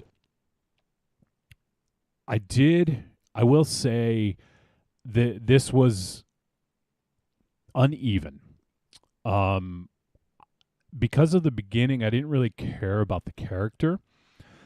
And, you don't always have to have a character that you identify with. It doesn't always have to be the way. But when you actively dislike the main character, it makes it very difficult to get engaged in what's going on. I'm glad they did share the camera, because I actually did like Stretch. I thought Stretch was, you kind of in a way felt like sympathy for him for having to deal with this fucking crazy ass person's, shenanigans. So in a way I felt sympathy for him, but at the end of the day, it was her movie, and I was disappointed with where it went. I think this movie could have saved it with a different ending. Saved it in a way that made it a little bit like, okay, I went through all the stuff with this annoying character. That is justified. Yes, that ending makes me feel a little bit better and not so dirty on the inside, Right. So I would have preferred slightly different ending. But I will say that the second act-ish of this was really solid, and even into the third act. Once they pick up Angela until they get to like the amusement park, let's say, and even at the amusement park, I thought all of that stuff was really well paced, well done, really well executed. There was a lot of tension, and I just didn't know what was going to happen next. And at times I was like, holy shit, this is fucking bonkers. Like, what's going to happen next, So, and there was a lot of intrigue. Like, who is this character chasing after Angela, and like random character shows up. And so, there was a lot of really, a lot of good about this. And there is some bad. So, but I think it was an effective movie in terms of being a found footage horror film. And so for that, I'm going to go a little bit over the edge, and that's going to pull it into the treat category for me. So I'd say like tepid treat, kind of just over the line because of that. But yeah, it's, this sort of brings up the separating the art from the artist discussion that we've had many times. And it's tough because, like, I know you guys aren't, like, as far as I know, aren't big Harry Potter fans, right? No, I love Harry Potter. Like the books or the... No, both. I'm both. I mean, I read the first one, and then Tron read me a lot of the other ones, and then I watched all the bedtime stories. Yeah, we lived together. He would act out. It was awesome. So, but the thing is with J.K. Rowling is, she's sort of been a voice for, I mean, this is even her words, like voice for the voiceless, the people who can't speak up. And, and she's donated a lot of money to good causes over the time, but she is a stickler on this one thing, that trans women are not women. And she is digging her heels in, and she has become public enemy number one right now amongst a lot of Harry Potter fans because she's digging her heels in on this thing. She is like been for other things that make sense, in terms of like equal rights and making sure that everyone has a fair shake at things, But it's one thing she digs her heels in on, and is even a bit of a troll about it, and doesn't care how she's perceived. And sure, that if you have your beliefs, sure, by all means, whether they're right or wrong, like, be passionate about them, I guess. But when your beliefs hurt other people and try to take away their joy, I think that's kind of fucked up. So, anyways, what I'm getting at is, and also, like, this is an odd one, but H.P. Lovecraft, supposedly he was a horrible racist that, like, in an especially racist time. So he wasn't like just a normal racist. He was like a really bad racist, He went all in. He was like, this guy's a racist. But he's a real racist. Like, this guy's really a dick.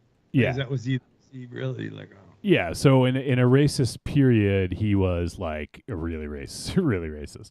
But there's stuff like that. But you can't deny his influence on the fucking horror genre. It's pervasive. It's through everything, and but there's a lot of people like that. I mean, I don't know how you feel about him now, Raven Chat. I don't really want to get into a conversation about it, but Kid Rock, like, I know you liked his music back in the day, but he's a fucking douchebag. Yes, and once again, I like Bow to Ba. I like the Polyfuse method. I like that, but he's, as an adapter and as he's branching out, no, I can't dig the dude's new stuff, and I think he's whack. I think he's whack now. I do. I still love Bow to Ba and Cowboy. That makes me smile. But yeah, no, the dude's he's found his niche, and that's where he's going all in on that persona. And I can't get behind that. And by the way, J.K. Rowling's, totally stole from Neil Gaiman, Tim Hunter, bro. Totally had a lightning bolt scar and an owl before Harry Potter did. But you're right. Right. The people who I enjoyed as a child or as a grown up, that I'm not a fan of their newer work. Yeah. So I mean, that's a conversation for another day. We've had the conversation many times, but it's separating the art from the artist. In this day and age, it's harder to do it. Because you really want to feel good. Like if someone's creating something that really resonates with you, it's you kind of want to know where they're coming from. And if they're coming from a sort of like bad place with it, maybe it's not. Maybe we don't feel comfortable supporting them, But how much though? what's the cutoff of? And then I'm just asking the question. I'm just asking the question, and maybe we're not going to have the answer today. At what point is like, hey, I don't really agree with what you're saying, but you didn't really hurt somebody. Yes, words are powerful, and your name can carry a lot of weight. But at what point is it just, yes, we don't agree, I enjoyed this thing. Like, once again, take it back to, I still put Dr. Feelgood on and Vince Neil killed somebody. Yeah. I'm making a joke, but I'm not making a joke. You know what I mean? Right. Like, what is... Well, that all boils down to personal opinion. Right. I mean, that's everyone has a different line for everything. I mean, someone, whether they promote their beliefs or just believe, even just the belief, everyone has their limit. One person could still like Harry Potter, even though the author has their beliefs, and someone else may be like, no, I will not have anything to do with anything Harry Potter. It is all personal beliefs, and everyone's beliefs are like, their line is their correct line. Yeah. I'm not saying anyone is right or wrong with where they draw their line with other people's beliefs. Right. And you see that J.K. Rowling was very supportive of other rights, but this one right she doesn't feel comfortable with. And I'm just throwing out there, like, what? I don't know. I don't know the answer to that. That's what I'm saying. Everyone has their own answer. You need to find your answer. Right. Whatever you're comfortable with, and I don't mean you, Raven Shadow, but like people, like you find what you're comfortable with, and then set your own boundaries, and then go from there. And if Harry Potter was something, like, for a lot of people, it made them feel seen, like they felt like this is, like a character I can relate to, and no one in the world is I've never met anyone like this, and they felt like they could connect with the character, and then to have the creator of that character almost take away that identity in a way, like some people view it that way, and that's fair. We can continue this conversation. It's one that we've had before, and I'm sure we'll have again, but I do want to table it for now. Corny says, I'm a big Harry Potter fan and don't care for Rowling's politics. Also, I'm a Frank Miller fan and don't care for his politics.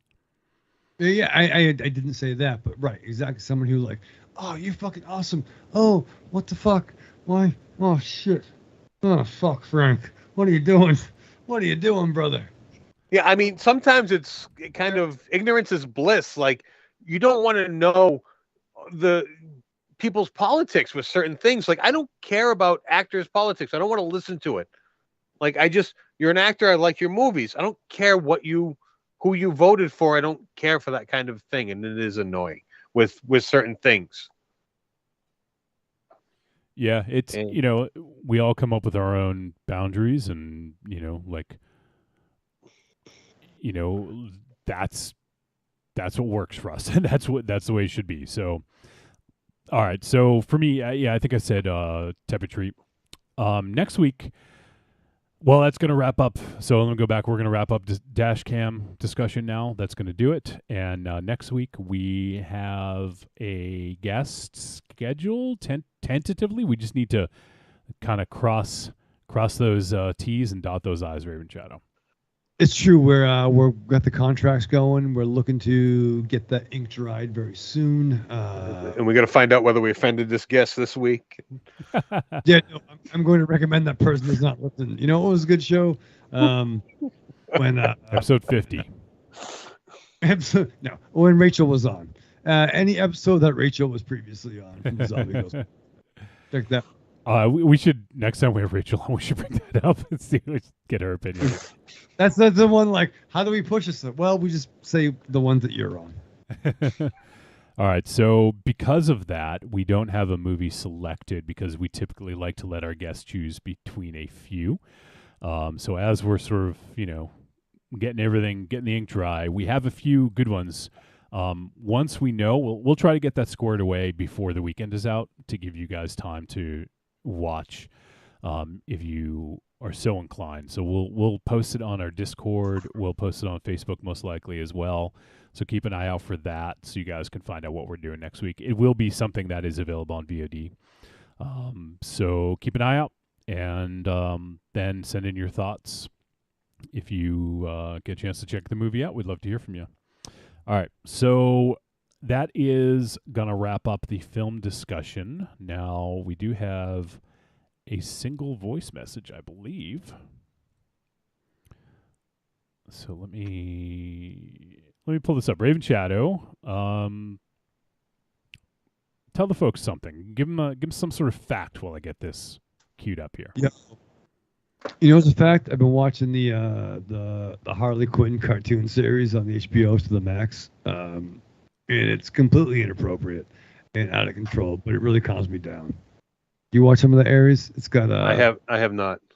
It's fun. They say a lot of cussing on that. No, I'm actually surprised that you've been watching this. You, Mr. Anti-animation. You don't like cartoons. They're for kids. No, but they do a lot of fucks. The words. Yeah. Whoa. Did you just swear? I did. Really? Yeah. They say a lot of the F words. But just because they cuss doesn't. If a cartoon doesn't cuss, doesn't mean it's not for adults. Yeah, but it means it's a little, But what? No. I mean, there are good animations that don't swear. It's true. There's good and there's a lot of good animations. All right, so let me ask. So we're gonna go down this rabbit hole again. Have you watched Spider-Man Into the Spider-Verse? I watched most of it. What do you mean most of it? Yeah, I ended up. Listen. I watched that. I'm listening. We watched that a while ago. I think Mary and I watched that year 1 or year 2. You said you didn't want to watch it because it was a cartoon. No, I'd say I didn't want to watch it. I just say like, yeah, I mean, you're gonna do. But like, no, we enjoyed that, and I think I may have fallen asleep, so it might have been whatever, you know what I mean. But it was fun. Miles Morales, he had powers. I like his suit. He had powers. I like his suit. Raven Shadow. So you haven't seen all of Spider-Man Into the Spider-Verse, but have you seen Blu-ray Man Into the Blu-ray-verse? We're working on that. Ink's still wet when I'm writing down. Ooh, it's moist. Such moist towelette. All right, we do have a voice message. I believe it's going to be some thoughts on the film, potentially. Thank you. Raven Shadow, you want to hear from Evil Corny? Yeah. All right, well, let's hear from the man. Hey, guys. I'm going to give Dashcam a tepid treat. Yep. I really like the film. I think Annie is a real messed up person. And it's not just only because she's a MAGA supporter, but the whole situation she got herself into. But I'm giving a tepid treat just because I really don't like all the shaky cam in this film. It got real annoying in parts of it.